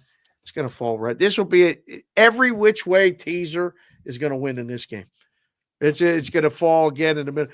This is when in the books you're crying about last week, and the favorites on Sunday and Monday go 11-4. What do we do? Move the number. I don't know. We don't want to lose and this and that. You should probably get some Houston money at this point because it opened up Houston -2. They head faked everybody, got them maybe to go to 2.5, and then they got Kansas City. If we're sitting in a room today, I go, hey, P-Rod said these guys said this stat, the dogs are good on Saturdays. Good. Really? How good? Go to 4. It's 3.5 right now. Let's go to 4. Let's get some money on Houston. See if they're watching the show. If they are, hit the like button, hit the subscribe button. Come on in for Roll Call Friday too. But I think Kansas City wins. That includes 9 and 8 and 7 leanness, huh? KC by single digits is plus 1 to 9 is plus 150. That seems wrong, right? Covers the whole band. That can't be right. Well, no, because if they win by 10, you're screwed. You lose that. I know, but they haven't won by 10 since when? It's been a while. Labor Day? Like, when's the last time the Chiefs won by 10? It's been a while. They've won by 1 score for 15 straight games, right? 16 straight games? When's the last time they won by 10? They don't win by 10. We'd have to go back and look. I don't know. I can't believe that. I can't believe that's 150. What book is that, Linus? Yeah. Is that you over in Canada? Australia? Or Ontario. Canada? No, Linus is in Ontario. Yeah, that's a Canadian book or a U.S. book? I would love to see that. Oh, no. Oh, yeah, they won last week. Oh, that's right. Yeah, last week. Forgot. Last week. They won by last week. So they snapped the streak last week. 14. Right. They beat Cleveland. Last week. But still, before that, it was 16 games. Like, it was ridiculous. JC from KC is set above here. Houston D lineman talked shit on Mahomes and the O line.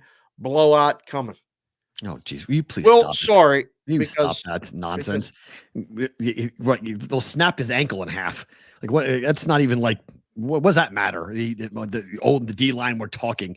He's a frog. That's the joke that he's Mr. Sensitive now. They call him Kermit the Frog, and he's got.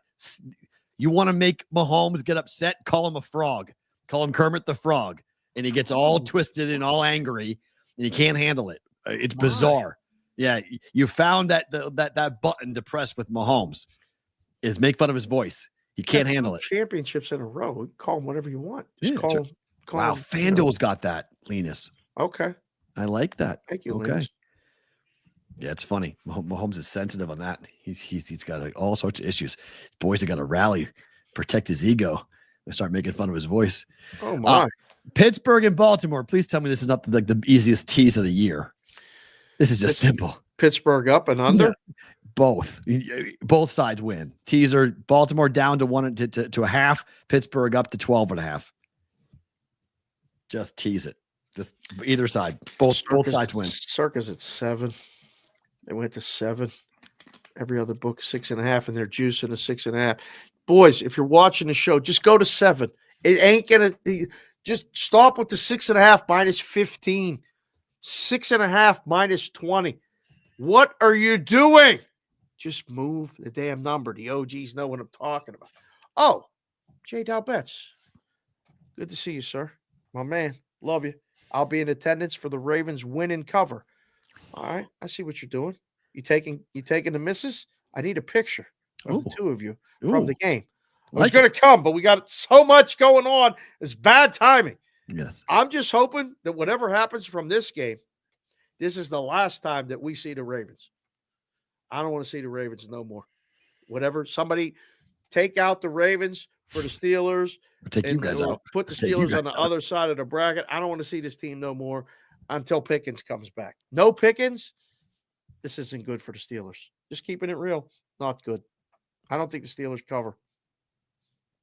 Trouble. Wow. Deontay Johnson just got cut by the Ravens. Okay. Odell Beckham maybe Jr. Tomlin knows something. I don't know. Odell Beckham Jr. Gonna be a Raven before this game? No. Can't play in this game, but it could be a Raven before the game. Sure. You can add him. Really?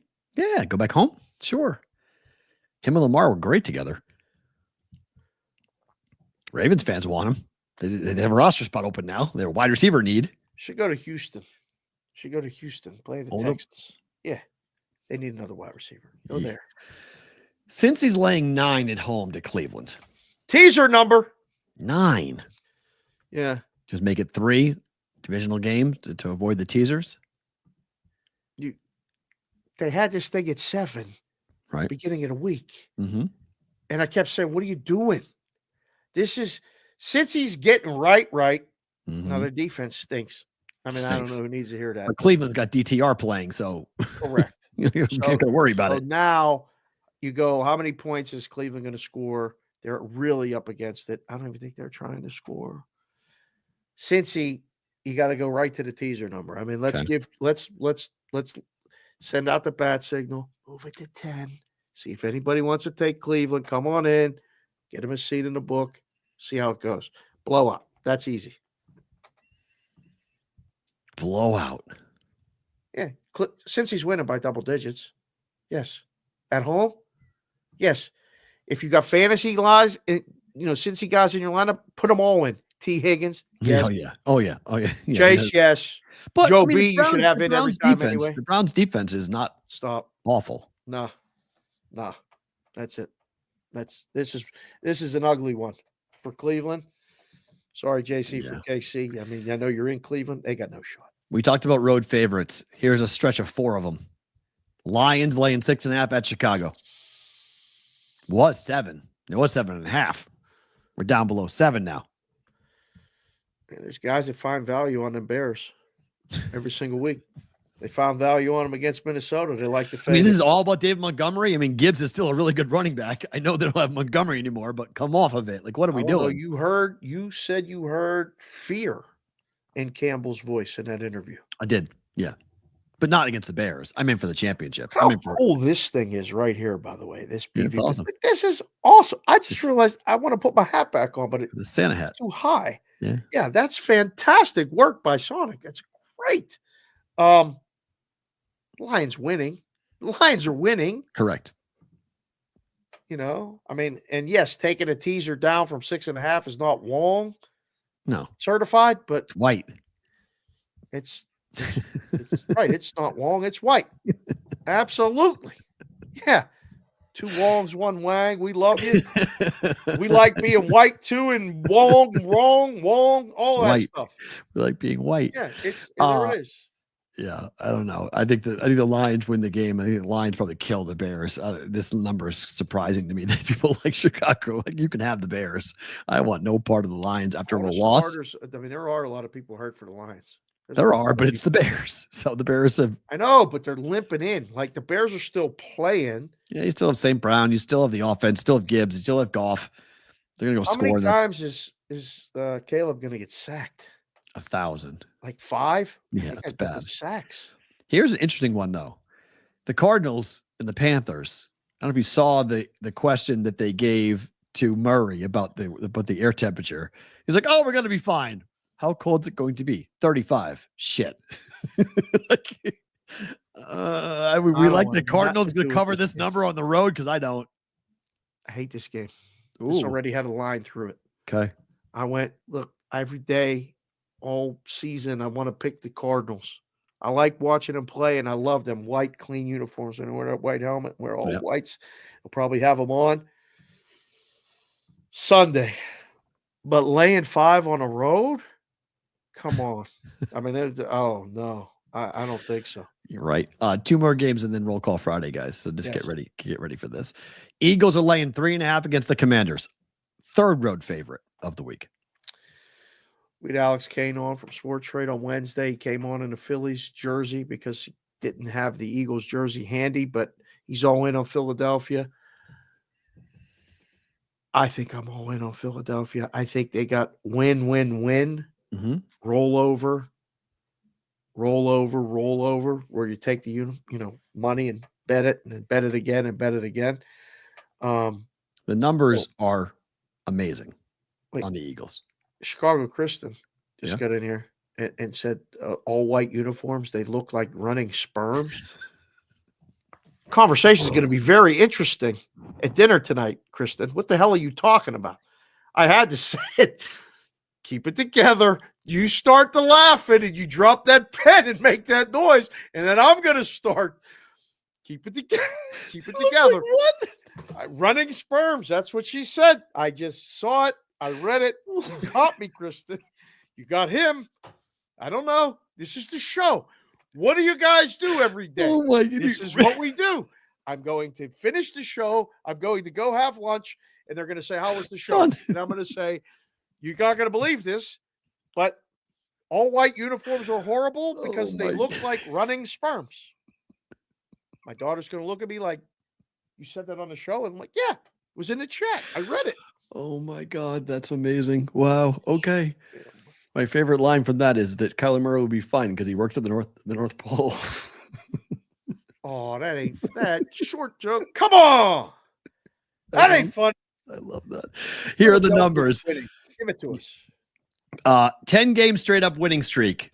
Jalen Hurts during that streak has 14 passing touchdowns to 1 interception. He has 12 rushing touchdowns for 26 touchdowns to 3 turnovers during that 10 game span. That's the best that we have seen during a 10 game span in the NFL.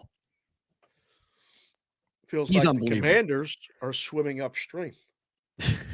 Jalen Hurts in his career is 14-6 when his opponent is above 500, 7-16-2 when the team is below 500. Yeah. Eagles defense, this is wild. Pass defense is allowing 173 yards per game, best in the NFL. Rush defense is allowing 102 yards rushing per game, 7th best in the NFL. Here is the list of defenses to allow 2,500 yards or less and less than 1,500 yards rushing through 14 games. The 24 Eagles, the 23 Browns, the 2019 Patriots, 2013 Seahawks, and the 2010 Chargers. That's it. The 2013 Seahawks won it all. The 23 Cleveland and 19 Patriots lost in the wild card rounds, while the Chargers didn't even make the playoffs that year because their offense was so bad. Bad, yeah. Bad. This is an Eagles team that just right now, every number says it. Your eyes say it. The Eagles are 3-0 straight up and 3-0 ATS against the division. They're the best team in football. Right now. They're the best team in football. December 20th. Got a couple more weeks left. Everybody just, start looking. The Philadelphia Exactas, that might be the side on the NFC. Not saying nothing about that 3-1-3 Detroit, but you guys are beat up. Eagles are healthy. Leaking oil. Things are happening. Yep. So they're going to win this week in Washington. And then finally, before Roll Call Friday, Bucks are laying 4 at the Cowboys. Come on, bro. Why is this number so small? What do you mean? This is a lot. Over 3? Road favorite? This is hard to get it over 3. Bucks are playing for something. Dallas is playing for something. No. What is Dallas playing for? McCarthy. They're playing for playing for nothing. Playing for jobs. Okay, yes, playing for jobs. Playing for all of that. This line is already 4. Yep. You think it's low? I do. But Baker as a favorite sucks. Coming off a 40-17 beatdown as a dog at LA. On the road. Yeah. Do you think they went to Dallas right after? They went all the way back home and came back. I need to know that. If anybody knows that, if they stopped and hung out in Texas and, got acclimated. While Rincon says tease the Bucks down and go over. I think the game cross goes zero. Over. You want to cross 0? I mean, that's what he's doing. I'm not saying do that. Boy. But I think Tampa money line's good. I think Tampa wins a game. I used them in the contest. 3.5 was the number. Okay. I used Tampa in the contest that I'm in when I sent the picks in for the 4-3-2-1. So I think it's one of the better games of the week. No? No. It's a Sunday night game. It shouldn't be on Sunday night. Should have flexed this thing out. I don't want to watch this game. Well, you know what they did? They flexed out the Thursday game this week. It wasn't supposed to be the Chargers and the Broncos. It was supposed to be the Bengals and the Browns. Mm-hmm. And they flipped it. And they flexed the Thursday game, so they left the Sunday game alone. Yep. I don't know. We'll find out again more about Tampa than we will about Dallas. Dallas is 1-6 at home against the spread. Thank you, Marcelo Honda. Dallas sucks. Dallas But Baker as a favorite, and Baker, just bet props in this game. Just bet Baker and Mike Evans. Put your 3-digit area code in the chat right now. Whatever you want. It's the last one of 2024. We will be back in 2025 for Roll Call Fridays. This is just the last one of this year. Mm-hmm. Put whatever you want in there, because majority of it is going to be during bonus time, where we're really going to get loose. If you want to mention something else about running sperms or anything else like that, Chicago Krista, just let it go. We're all here together. Hang out. If you want to send a super chat, do that. That button on the bottom right corner on your phone or wherever you're at watching, you can zip that across. It comes in a different color. Everybody will see it. Matt will do a good job here putting up. Are you ready to put up numbers and things like that? We are. Time for Roll Call Friday.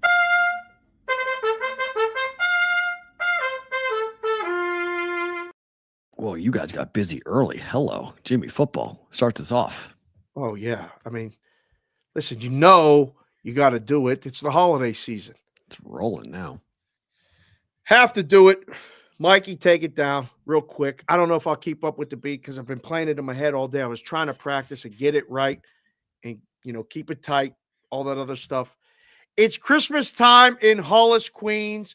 Mom's cooking chicken and collard greens, rice and stuffing, macaroni and cheese, and Santa put gifts under Christmas trees. Decorate the house with lights at night. Snow's on the ground, snow white so bright. In the fireplace is the Yule log. Beneath the mistletoe as we drink eggnog. The rhymes that you hear are the rhymes of Daryl's, but each and every year we bust Christmas carols. Dun, dun, dun, dun, dun, dun, dun. Rhymes so loud and so proud. You hear it. It's Christmas time, and we got the spirit. Jack Frost chilling, the orchids out, and that's what Christmas is all about. The time is now, the place is here, and the whole wide world is filled with cheer. My name's DMC with the mic in my hand, and I'm chilling and cooling just like a snowman. So open your eyes, lend us an ear. We want to say Merry Christmas and Happy New Year. I mean, Christmas and Halls, that's an all-timer. And it just plays over and over. That's what we do on Roll Call Amanda was Friday. playing that song a couple days ago. I was like, what are you listening to that? She's like, oh, I like that song Christmas time. Oh, baby. It gets you going. I've listened to it maybe 100 times in the last 24 hours, and I've been in my head, and I've been walking around. Even a dog looked at me like, would you play something else right now? No. I like that, and I like Carol of the Bells. I love it. Dun, dun, dun, dun, dun, dun, dun, dun, dun, dun. Do you like the Trans-Siberian Orchestra version of that? I've never seen it in person. I've asked my wife multiple years seen to go. Listening to it. Do you like to It's listen to it? fantastic. Yeah. They played here last week. I know. Trans-Siberian Orchestra. I try to get her to go. She won't go? Oh, wow. I'd be bored. You know what? I'm going by myself. I'm going by myself. I went to the rap concerts by myself. It's fun. I'll go see the orchestra by myself. Oh, look at All that. right. Hit it. What do we got? Oh, Gio DeWop right at the top. A nice, thank you for the 20 spot. Wrapping up another great year with the Brigade. Wrapping up another year with you. We are coming out to that Hennessy's or that Ula's or whatever that place is in California. We'll see you soon. Love you, bro. Thank you. Get your picks in and send the nicknames, please. Gio DeWop. You got to send the names of the teams instead of the cities. Right now, you can say the numbers and the cities, whatever you want. Jimmy Football, my man. 416 Toronto, where it's 26 degrees Fahrenheit. Thank you for being here, Jimmy Football. That's cold. JPC the fourth, my man. 313, 10 spot. I got your hat on the table. I got to go see this kid. I'm going to get your hat done.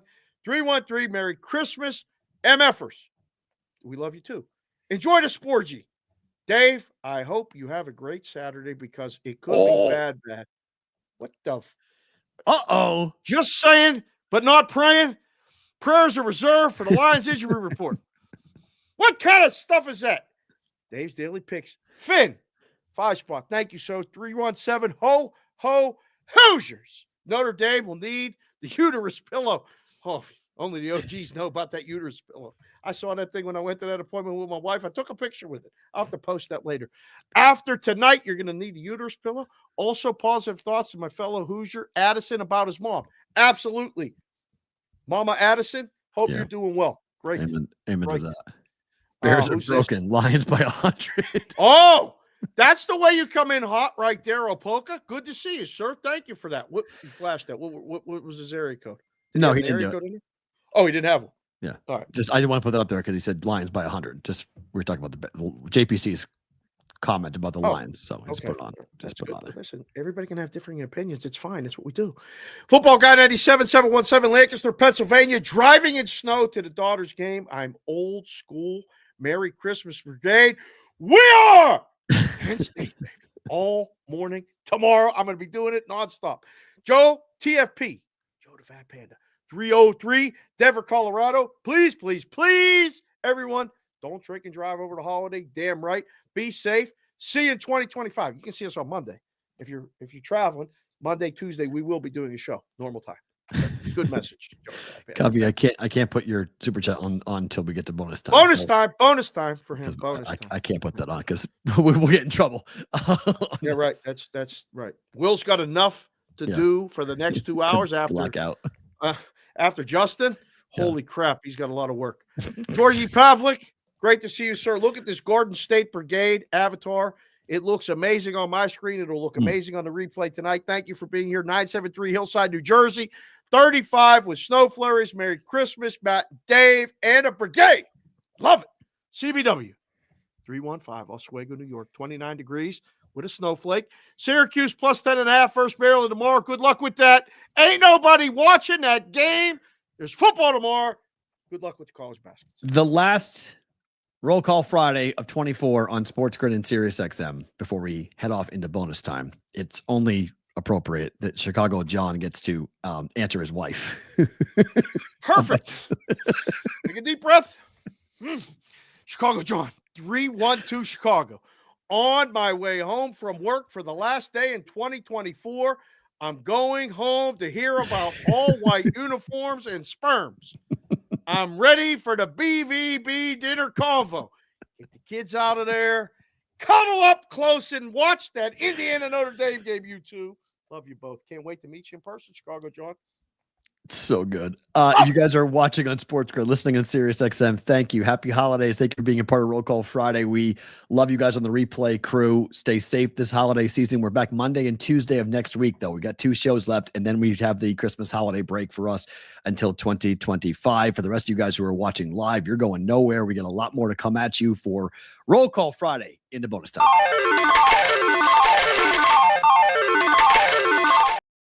Good move getting Chicago John on there talking about the sperm. That was nice. That was nice. I mean, does he go home and say, did you say they look like sperm? Yes, I did. Dave read it. It was funny. You need to watch it. Yes, we heard it. I heard it. I was driving home. Chris Covey, 10 spot. My man, tell him. Why is he mad at me? $10 to say, "Fook off, Matt." Hashtag we are. Hashtag here we go. But really, Merry Christmas, Happy Holidays. Festivus for the rest of us, and I love y'all. Love you too. Send your picks in with the team names, please. The admin team goes, what does this guy do every week? I'm like, he's busy. Got little kids. Let him go. Just put the picks in. Mikey Awesome, my man, the wrench. Did you see Mikey Awesome's creation today? What he did? No. Oh Lord. This kid's getting. Somebody was on call. Actually, I know. Keeping appointments. I thank you. Thank God you kept that appointment because I totally spaced it and I got thrown off. But I was laughing my ass off with Mikey Awesome. Put me and you in the Christmas in Hollis video. Oh, my. And then he put us in Frozen. Oh, nice. And he meshed the two. It's a minute. It's tight. It's a great edit. And I was laughing my ass off. Great job, Mikey Awesome. 757 ODU, Brigadeville, Virginia, where we're coming in 2025.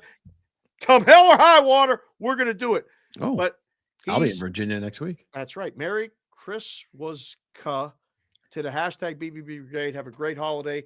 Dave and Matt, relax and spend time with loved ones. Heart you too. Hashtag BVB Brigade. Hashtag on the Twitter if you guys get this thing trending. Hashtag BVB Roll Call Friday. Ooh. Ian lights out. There's another Finn. Happy holidays. Good luck to the whole brigade. Well, playing with that avatar, man. Justin. That looks good. If we put like Justin, we need a lot of luck. Oh, my man. We're going to have a talk. I have to see that guy in person. Layton Winston. He's in he changed the thing to a hat. That is great. You can't get this guy a hat down in Australia. I don't know how to mail something to Australia. But he's in the 3912 Somerville, Australia. Merry Christmas, Brigade. You blokes are the best. Fear the deer, P-Roll. He's on the replay crew. Leighton watches us on the replay. He leaves a comment all the time. I love it. Not fear Bucks. Dear Jakes. Dear Jakes. Okay. 270 Bradenburg, Kentucky. Very cool. Merry Christmas, guys. Thank you for being here with a big D. It's all about the D. Come on. Dear Jakes. I love it. Call you DJ for short. Welcome. I have not drank whiskey for a while. And whenever I see Kentucky, it reminds me that I need to go drink whiskey. You don't right now. You're working on getting better and stronger. Whiskey's not going to help. I haven't had cannabis or I haven't had liquor. Yeah. I had 2 glasses at Thanksgiving, so I had 2 glasses of wine, but that's all I've had. That's all good. That's good.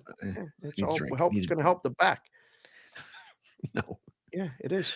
Brandon Rincon, 310, Culver City, California. Thanks for an amazing year. Show is going up next year. Let's do it. Hope so, baby. Let's do it. Going to keep going. There's Mr. C, Chris Covey, 843 Rockville, South Carolina. Good stuff. Going to get down there and see a show, do a show. Christian Hastings, 317, Indianapolis, Indiana. Cold AF. It's true. Not cold here. Beautiful this here. Happy Holidays overlay is courtesy of Sonic the Wrench. Sonic the Wrench is Sonic the graphics guy, Sonic the this guy. Like, it's unbelievable, sir. Again, can't thank you enough. You got your own model hat that you picked out the colors. carte blanche. Come up with something else. Mm. I'm going to let you know if Penn State wins on Saturday, we might be having a face-to-face meeting and lunch date down there in the AZ. I'll be in the 602 or the 480 or one of them. I don't know what, but stay tuned. Sonic 602 Phoenix. Merry Christmas and Happy New Year's to Matt, Dave / Brigade. You as well, sir. Thank you very much. Amen to that. Tyrone Boyd. There he is. 202. Tyrone. Happy, blessed with $2 signs. I like what you did there. 2025 equals BVB is vital. Wow. I'll put that on the list of things we could call it. JC from KC, my man. Enjoy it Saturday. I hope you kick Houston's ass because we'll talk about it next week. But Yins are going down on Christmas. I told you then. I'll tell you now. And I don't care if Pickett's playing or not. Chiefs are losing on the 25th. Congratulations. Happy Christmas. Merry Christmas. Happy New Year. J. Betts, 410 St. Michael's, Maryland. Matt, what's the play for Furyk Usyk? Usyk by decision, Fury by knockout. One or the other. It can't be both. I can't see Fury winning by decision, and I can't see Usyk knocking him out. Right. So that's my call. Over is probably a good bet too, but the knockout by Fury is somewhat concerning. The fight is going the distance, is it not? If it does, Usyk wins. Okay, I think the fight is going the distance. Okay. If that happens, I can't see Usyk knocking him out. No one stopped him. He's been knocked down twice in his career. I don't think Usyk's got the power to knock him down. So I'd be surprised. Yeah. He's giving up too much height and weight. My goodness. To knock him down. But it's a good fight. Good fight. Fun fight. Day Saturday. Oh my God. I dropped that one yesterday. I'm like, by the way, there's a fight on Saturday too that we need to get to 3 o'clock. So like, just so you know, whatever you're doing here, I need to watch this, and this. So I'm making in the day, I'm making 2 pounds of wings. And in the evening, I'm making steak. And I'm telling everybody to leave me the fuck alone. Don't come talk to me. Don't call me. I'm not FaceTiming anybody. I told Amanda, I was like, go do your thing on Saturday. Leave me alone. I got to go and eat and watch football all day. Watch sports all day. Yeah. I need my phone because I need 3 screens. My phone's got a screen. My computer's got a screen. I got 2 TVs. We were 4 screening it on Saturday. Yeah.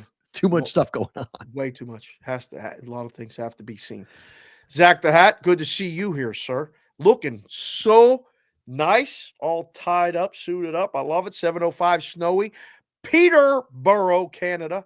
Merry Christmas, ladies and gentlemen. Merry Christmas to you as well and your loved ones. SoCal DJ, 951 Riverside, California. Merry Christmas and Happy New Year, everyone. See you all next year. LOL. We'll see you on Monday. I didn't keep track of this. I should have kept track of this today. That's okay. There are so many people. This is wild. Baby, we're coming. This is just scrolled down. I was like, holy crap. Yeah. Let's go.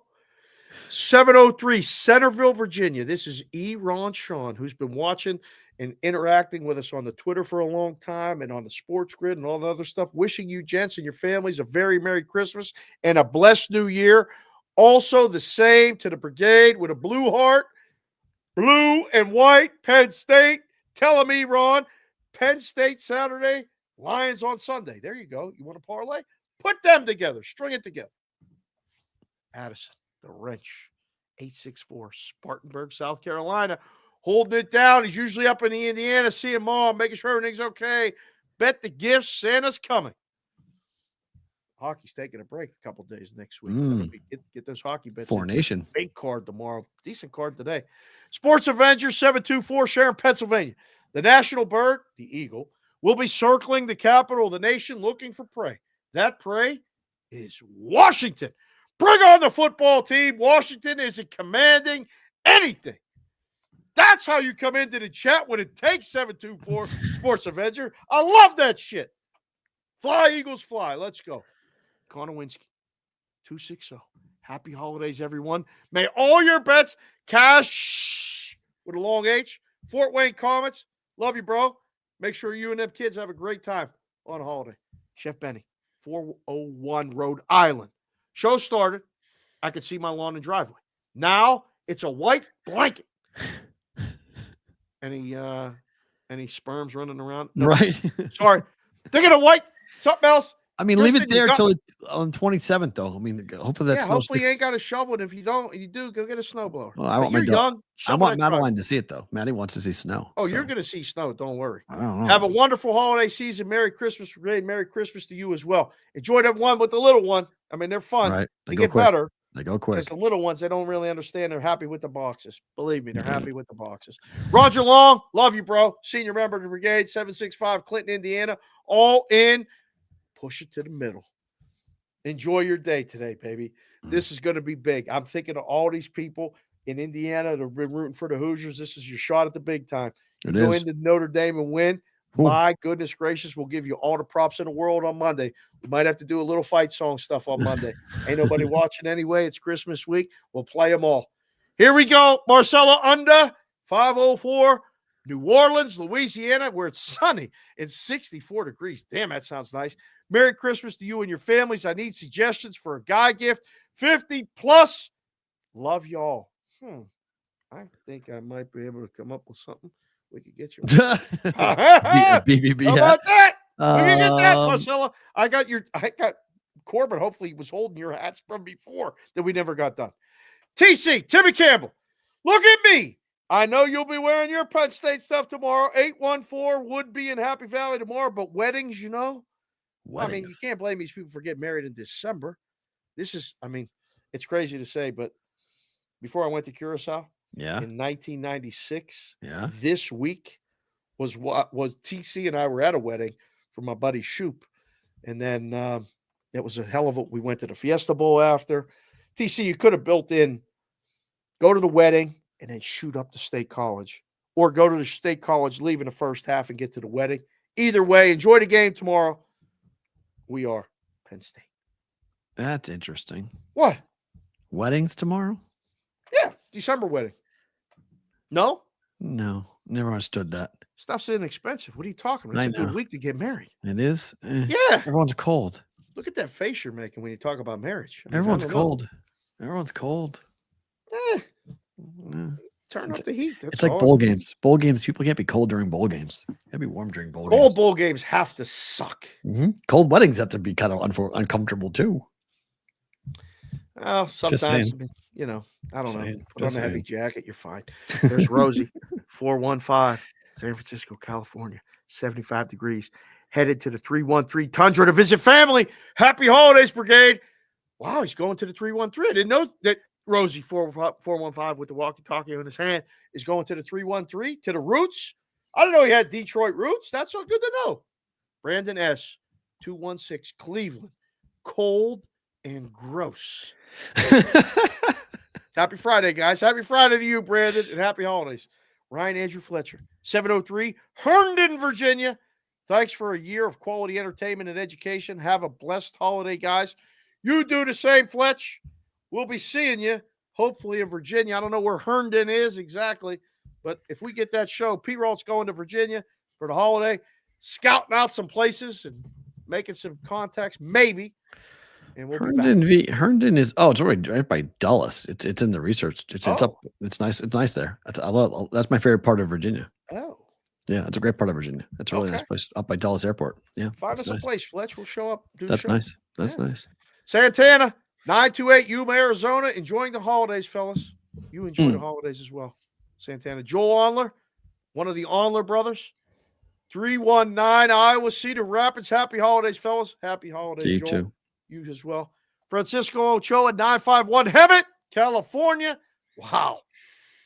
There's not many times like where it's really perfect in Hemet, California, but 75 degrees today and ready for the college football weekend. Hug them kids. I mean, Have it's fun. 66 out here, outside here. Beautiful here. It's gorgeous here Beautiful today. here. Today's perfect. I love day. today. Today's awesome. Perfect day. Yeah. There's Brett Schlagetter.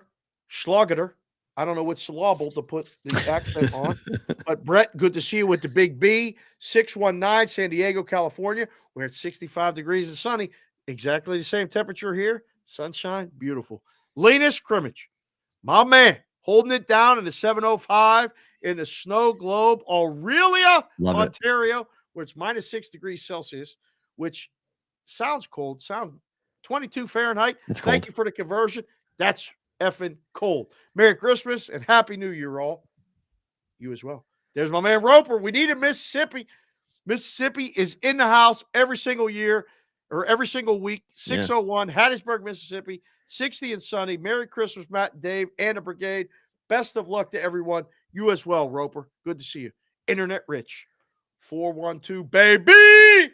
Good to see you, Internet Rich. That's what that means. Pitbull 59. Little P. I like this. Lynn 270. Campbellsville, Kentucky. You guys are nuts. You're damn right we are, Lynn, but that's why you like it and you keep showing up. Thanks for that text. You made my day yesterday. Party time. Merry Christmas. Got to get a BVB hat on your head. Gio DeWalt, my man. All love. 949 Seal Beach, perfect 63-degree weather, and wishing the brigade a great holiday and New Year. Tell Lucan and the boys and Mrs. Gio DeWalt and your daughter, hello, goodbye. We'll see you soon. Andy Caston, 702 Vegas. Happy holidays, guys. Happy holidays to you. I was going to talk to you about going to Lambeau, but we ain't going. It's going to be way too cold on Monday, but they're going to kick the Saints' ass. Scott Bartholomew, 907. Oh, put it on the board. Ketchikan, Alaska, taking a second job. No more Fridays off. Oh, no. That might mean he's not going to be in here for Roll Call Friday going forward, but good luck with the job. And if you can not get in trouble, show up and just give us a quick information in the chat. 907 Ketchikan, Alaska. You will be here whether you are here or not. We love you, bro. Thank you. Billy B8. Billy B8. 631. Happy holidays. We're 631. I believe that's Illinois. I think Sounds that's in right. the middle of the country, somewhere in that neighborhood. Timmy Cooleraus, another Australian guy. Love this. 2000. Sydney, Australia. Thank you for being here, Timmy. Guess what day it is? Friday. Old-fashioned Friday. Yes, PB's here. 941 Venice, Florida. 69 degrees and sunny. Happy old-fashioned Friday. You damn right. Heading to Massachusetts on Monday. Happy holidays. Merry Christmas. Happy New Year. Go Pats. And go Tar Heels. Look, he changed his colors already. Belichick's a Tar Heel. He's all over the place. My man, you know, I look at this guy smiling at me, and I know this ain't his name or his picture, but Jack Hoff is here. 651 Lakeville, Minnesota, looking like an 0-3 start to the day. Send help, please. You got it. Notre Dame money line. Roll with the Penn State money line for tomorrow. Deuce Daly, 978 Lowell, Massachusetts, 29 degrees and snowing. Happy holidays, brigade. All right, there you go, Deuce. Thank you for being here. Oh, I feel like I should stand up. Counselors in the house. Oh, no. Stand up. No, maybe not. Sit down. 312 Chicago Kristen Lyons. Merry Christmas, guys, and love you. Big heart. Don't worry. I will make sure Chicago John has running sperms this holiday season when we talk BVB.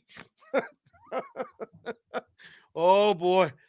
I knew when we met, I knew you were a keeper. Chicago John. Start stretching now. Mm-hmm. What are we doing? What are we doing? We're talking title shots. Usyk, Saturday. Play it.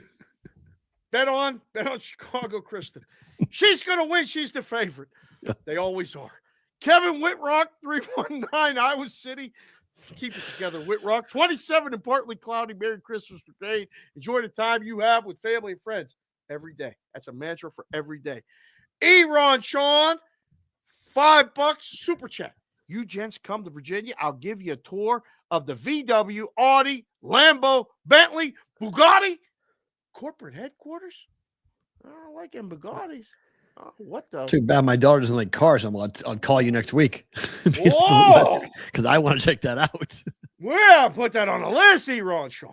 That'd be Nice. fun. Thank you for that offer. Happy holidays to you as well. That would be fun to do. Good to know. Yeah. Holy crap. Yorkie Morris. Hi, Yorkie. Good to see you, sir. 702 Enterprise, Nevada. Matt and Dave, the best in the business. Kind of you. You as well, sir. I made my play. I said I'm going to skate 2 or 3 times a week starting this next week. Oh.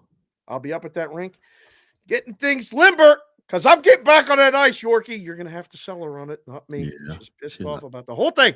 Yep. Steve Gramke. Them fucking crazy dog eyes every time. 513 Cincinnati, Ohio. Happy holidays, guys in brigade. Gramke, love you. Education, tuition, learn, lose, get better. Matt J 2020 440 Cleveland. Now sing Gigi's All-Ins version of the 12 Days of Christmas. Can't give it all to them right now, Matt J. Relax. Fish Killer 73 540 Roanoke, Virginia. Merry Christmas. Love that avatar. You changed that too. Ross Randall 978 Amesbury, Massachusetts. 26 and snowing here. P-Roll, take note.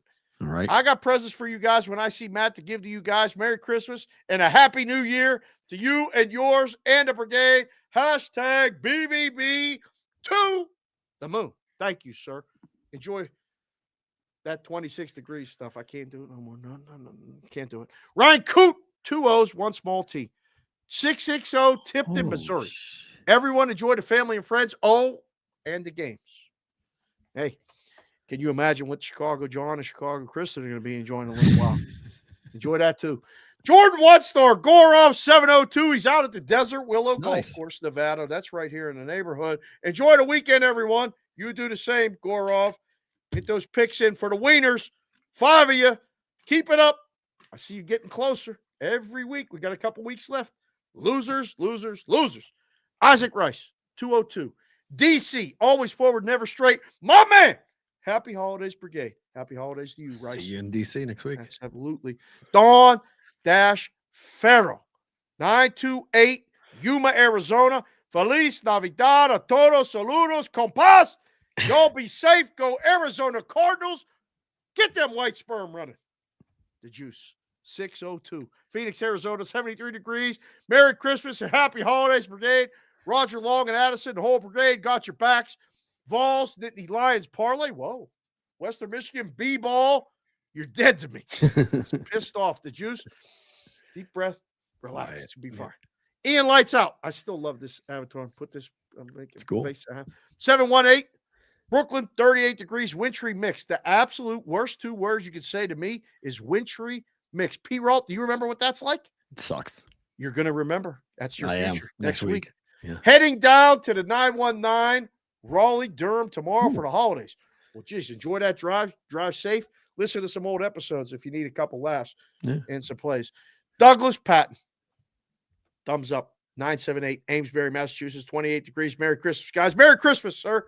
Brian Opoka, 630 Chicago suburbs, 23 degrees with snow on the ground. Damn, son. That's cold. Daniel G. Look at this sexy mofo.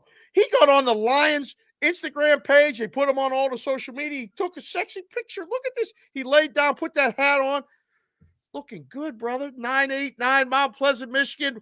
Won a strap with $100 free play from BetMGM last night. Good vibes before the holiday. Happy holidays, everyone. Let's have a damn weekend. You're looking good, too, bro. I love it. Keep it up. Thanks for the text, too. I feel you. I love it. Garrett Brown. There's G. Look at this. 425 Kirkland, Washington. Thankful for all the boys and girls in the chat this year. We're thankful for you. Great video you posted last night. It's going to be my favorite thing about today coming up here quickly at the end of the show. Going a little long today because of the holidays and people are going to need to travel. Keep going. This is like Aiden Thomas, 832 Houston, Texas. Look, another wedding. Aiden's attending a wedding tomorrow. SMH, means shaking my head. But happy holidays, guys. Happy holidays to you, too. Tell the bride and groom, BVB, have them subscribe to the show. That's great. Chris Otto, my man, 412 Pittsburgh, PA, 33 degrees. Whiteout conditions expected. What? Tomorrow? Well, for the fans, I don't think there's going to be that much snow. We need PSU to win that game. I'm going to be insufferable if they lose. Just letting you know. Don't text me. Don't bother me. Scott Lewis, 702 Little S. Good to see you here, sir. Thank you for coming in and leaving us an area code. Hugh Janus. You and Jack Hoff should meet.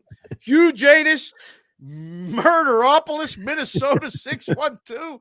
Notre Dame, -6.5. Boy, oh boy. Here comes the Notre Dame money. WV Punch Drunk 1 just woke up. Wow. Must have been a long night for you, WV Punch Drunk 1. 304 Clarksburg, West Virginia. It's already dark, 41 degrees, and raining. Yuck. Man, that sucks when you go to sleep and it's dark, and you wake up and it's dark. Right. Get through the rest of the day. The ladies all put a smile on my face when they show up. There's Mrs. JPC the fourth. looking at me like I'm fucked up. That's okay. 313 Detroit. Go Lions. Merry Christmas, Brigade. Merry Christmas to you. Crop _ Duster 007. Hope I'm not late. You're not late. You're here. But 757 Newport News, Virginia. Merry Christmas, y'all. Another year in the books, and cheers to more and hook 'em fucking horn. Wow. Good thing Will signed off because we can say whatever we want. Good job, Crop Duster. And we end with let's go to Rio de Janeiro, down in South America. My man Pedro Franco, 021 Rio de Janeiro. Happy holidays to you. Feliz Navidad. Say it in Portuguese, however you got to say it. Put it in the chat. Love you, bro. Thank you for being here. better.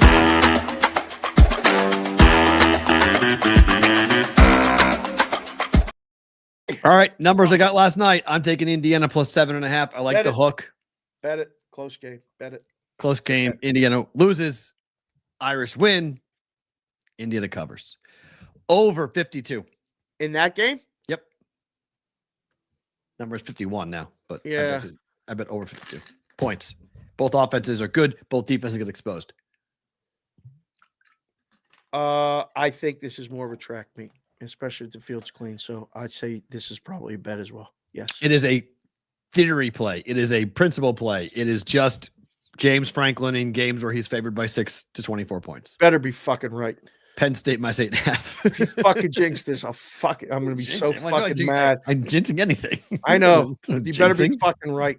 I can't lose this game. You can't You could lose. you could win the game and not cover. That's fine if the worst case scenario, but they better win this game. I feel like I they think the should win cold. this game. I think the cold really plays a big role here. Yeah, Like, as I don't the think- sun starts to set late in the second. I've been in that stadium when that sun starts to go down. Gets cold. If the wind's whipping at all, it's brutal. Stand on that sideline. I hope they got enough cold gear because it's going to be cold. SMU kickoff time temperature is 26. Yeah. It goes a little bit higher, maybe to 30, and then boom Yeah, down. I don't think it affects the total. It's a total at all. I just don't think SMU is going to be comfortable at all in this environment. This is a dream that Penn State gets to play a playoff game at home against a Southern school. Like it's a bad matchup. Everything you told me in August that we were Yeah. going to get, I'd have said, sign me up. Let's go. You SMU, Clemson, I don't care who it is. You can Right. bring up Tennessee. Yeah, I'm come good. up north. Right. We You gotta got it. freeze your ass off to play. Careful what you asked for, but they better win this damn game because I already made the plans for Boise State in Arizona. Yeah. I told my brothers-in-laws and Smoke and sisters and said, Uncle Dave's on the road. They're like, what? Yeah, I said, I like root Penn for State. Penn State on Saturday. We got things to do. Yeah, I think Penn State comes in. Under 51, Texas and Tennessee. I like this. I'd say bet this, but I think the Clemson team total under is a better bet. Okay. And you don't need to rely on Texas to run a lot up. Like this may be like the totals are going to be interesting because it's going to be just win and get out of here. Yep. This isn't the regular season where Right. like the backups are going to play and Or home teams, right. Teams are going to try to, score more. We're up 3 scores. It's, 27-10. Beep, run the ball, kill the clock, and let's work on, getting to the next game. So this is a good bet. This is probably a good bet. And then finally, under Ohio State, I 46 don't and a like half. this one. I don't know why. I think Tennessee has some success. I think there's it's Ohio State. Like I'm expecting something odd to happen. I Okay. really am, right? Like So I just feel like Tennessee goes and scores a bunch of points. Tennessee scores a bunch of points, or there's like a block punt here in this game. Something happens, they get a short field, they're able to convert. This one screams under.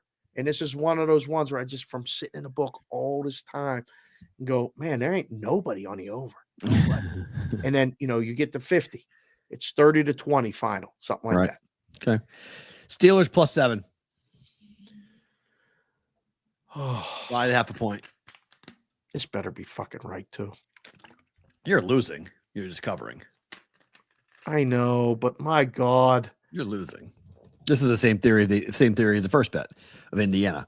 They're losing, but they're covering 7.5. I think so. But I mean, I thought they were going to cover against Philly, but then they didn't get the ball in the second half. Like I don't think this is a game though where they get them in a one shot. I'm like, the Steelers know everything about the Ravens, and the Ravens know everything about the Steelers. 7 seems like too many. I think it's a bet. Okay. And then finally, Panthers +5 at home against Arizona. Yeah, book that. You're on. Okay. You want the Cardinals? White sperm? Yes. That's Okay. that. I mean, but I don't want this game at all. This is ugly. Like, why is Bryce Young going to play better than Kyler Murray in the cold? Because they're in the cold. He's been in the cold for a Yeah, year. he's been practicing. He's there. It's home game. It's Panthers at home. It's road favorites on the road. West Coast team going east. Did you see how bad they looked against Dallas? Yeah. Oh, I hope. I mean, good for if you guys are using it in a contest, good luck. I don't want nothing to do with this game, so I'll say book it. Okay. Favorite thing about today is what? First of all, the show, obviously, and the roll calls and the Merry Christmas and New Year's wishes and all that other stuff. But last night I got caught up in I was watching a football game, but I was watching the women's volleyball championships. And Pitt played Louisville first, and Pitt had won in Louisville already in the regular season. They beat them at home, too, because they're in the same conference. But Louisville came back and beat Pitt in what was a really big comeback. Mm-hmm. And then it was Penn State and Nebraska, which it brought up all those feelings in '94 and how much I wanted to beat them then. And there's people with those corn shirts, and the hats. It's something. I don't know what it is, but it's something. Okay. But I'm watching it and I'm like, man, come on. Like, Penn State's really good. So is Nebraska. The volleyball coach there, they've done amazing things for women's volleyball. And I'm watching it, and Nebraska's winning. And then all of a sudden, down 2-0, Penn State, down 22-16, finds a way to win the third game. And I am done. Hooked, all in. I start tweeting it. I'm watching. I'm getting all them vibes. They're starting to play the fight song. I'm like, okay, here we go. Game 4, number 9, the hitter, Murzik or something. I don't know how to say her name, and I apologize for not saying it right. Yeah. Starts hitting, like getting spikes and putting games away, like points away. And now I'm getting loud, and I'm upstairs, and they're like, what are you doing, Daddy? I'm like, I'm watching the volleyball game.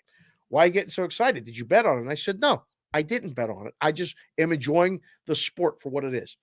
Penn State comes back, completes the 6th time ever in the history of the NCAA tournament for the women's volleyball, reverse sweep, where they're down 2-0 and they win all 3 and win the thing.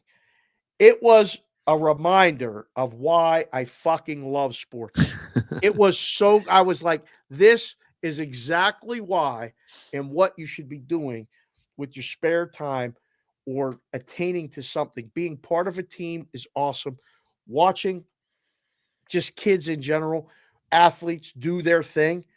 I was overjoyed, and I said, I know it's tonight, but that's my fucking favorite thing about today, tomorrow on the show.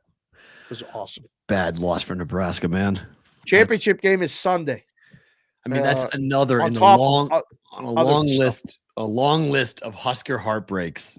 That's their sport, man. Like, it goes football, women's volleyball.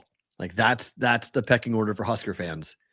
It's a big damn deal to lose that game. They were going to be favored. Like, they were going to be favored against Louisville, even though the game's in Louisville. Like, it's a home game. Yeah, because what I'm mad about is that Creighton had a shot to play Nebraska if they had beaten you guys. If Creighton had beaten Penn State at Penn State, it would have been Creighton, Nebraska, the Final Four, which would have been the biggest volleyball game in the history of the state. So I wanted that. That's what I wanted. And then the Jays, because the Jays were top 10. You guys beat them in the 5th set, 14-7. Yeah. So it's kind of a bummer on that, but it was a good ending to the season. Elite 8 performance for the Jays under Kirsten Booth, who's a tremendous coach for the Creighton Blue Jays. Unbelievable. Awesome volleyball run for Penn State going on right now. If you guys haven't watched a women's volleyball tournament game, watch it, because they're really fun. They're really, really fun. And watching it in person, I've seen it in person. It's like the speed and the height that these girls get is unbelievable. I mean, they hit the ball so fucking hard. It's like, wow, I don't want to be any part of that. I had Russ Rose, who was the coach at Penn State for the longest time ever, won multiple championships, as the women's volleyball coach. I had him for bowling 1 and 2. Really? So So I had bowling 1 and 2 in college. I mean, you had to take phys ed. So, but I met him, and he was such a cool guy. And plus, I love watching sports. And plus, Jessica played volleyball. Right. My girlfriend before Jessica played volleyball. I'm a big volleyball. I used to go to games in high school and watch. I went to every volleyball game at Rec Hall when I was in college, women's volleyball, just to watch the game. They're electric. And that was still when they had side outs. Like now there's a point on every point. Right. You know, every time you serve a ball, you can get a point. It's fun. It is fun. I'm excited that Kendall is into it because I think the journey it's going to start, where we're going to be doing that. I'm going to be in gyms and I'm getting recruited to be a coach. I'm like, man, you're getting recruited. What? Oh my God. Can't dive. I'm not good at because I can't get up. I could dive. You ever see a pancake? Some girl did a pancake yesterday where she put her hand flat. Yep. And got it. The ball hit it. It went up and they ended up winning the point. It's the coolest thing ever. It's very fun. For sure. For me, it's easy. I think we have 2 shows left, but in a lot of ways, this is the last show of 2024, just because it's roll call and everybody comes in and wants to be a part of it. And I think it's fun to reflect. It's fun to talk what we had before the show. We had a conversation with somebody who wanted to learn more about the show, and it's neat to kind of bring new people, new eyes and new thoughts in and hear what they think and, hear when they laugh and what they think is funny and, what they enjoyed. And I think we're ending 24 on a really high note, and it's really great to head into 25. And I'm really looking forward to what we're going to do in 25 and January out of the gate with a couple of live shows, which on back-to-back days involving the college football semifinals is going to be an epic thing. So January 10th and 11th, if you guys are poking around. 9th and 10th. Is 9th and 10th? Sorry. Yeah.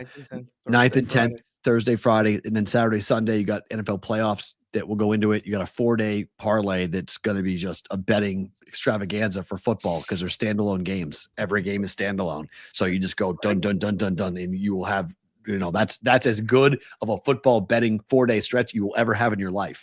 So knowing what's coming in 25, getting a chance to go and unplug for a couple of days for us and recharge and get going and have, we're going to close the week out next week on Monday and Tuesday and then really get into coming back with you guys. We hope to see you all here. The support's unbelievable. And I think we got some really fun stuff. So favorite thing about today is just the show. It's awesome to do it. And it's really fun. So, and happy holidays to everybody and happy holidays to Sonic because I love this overlay. Overlay is tremendous.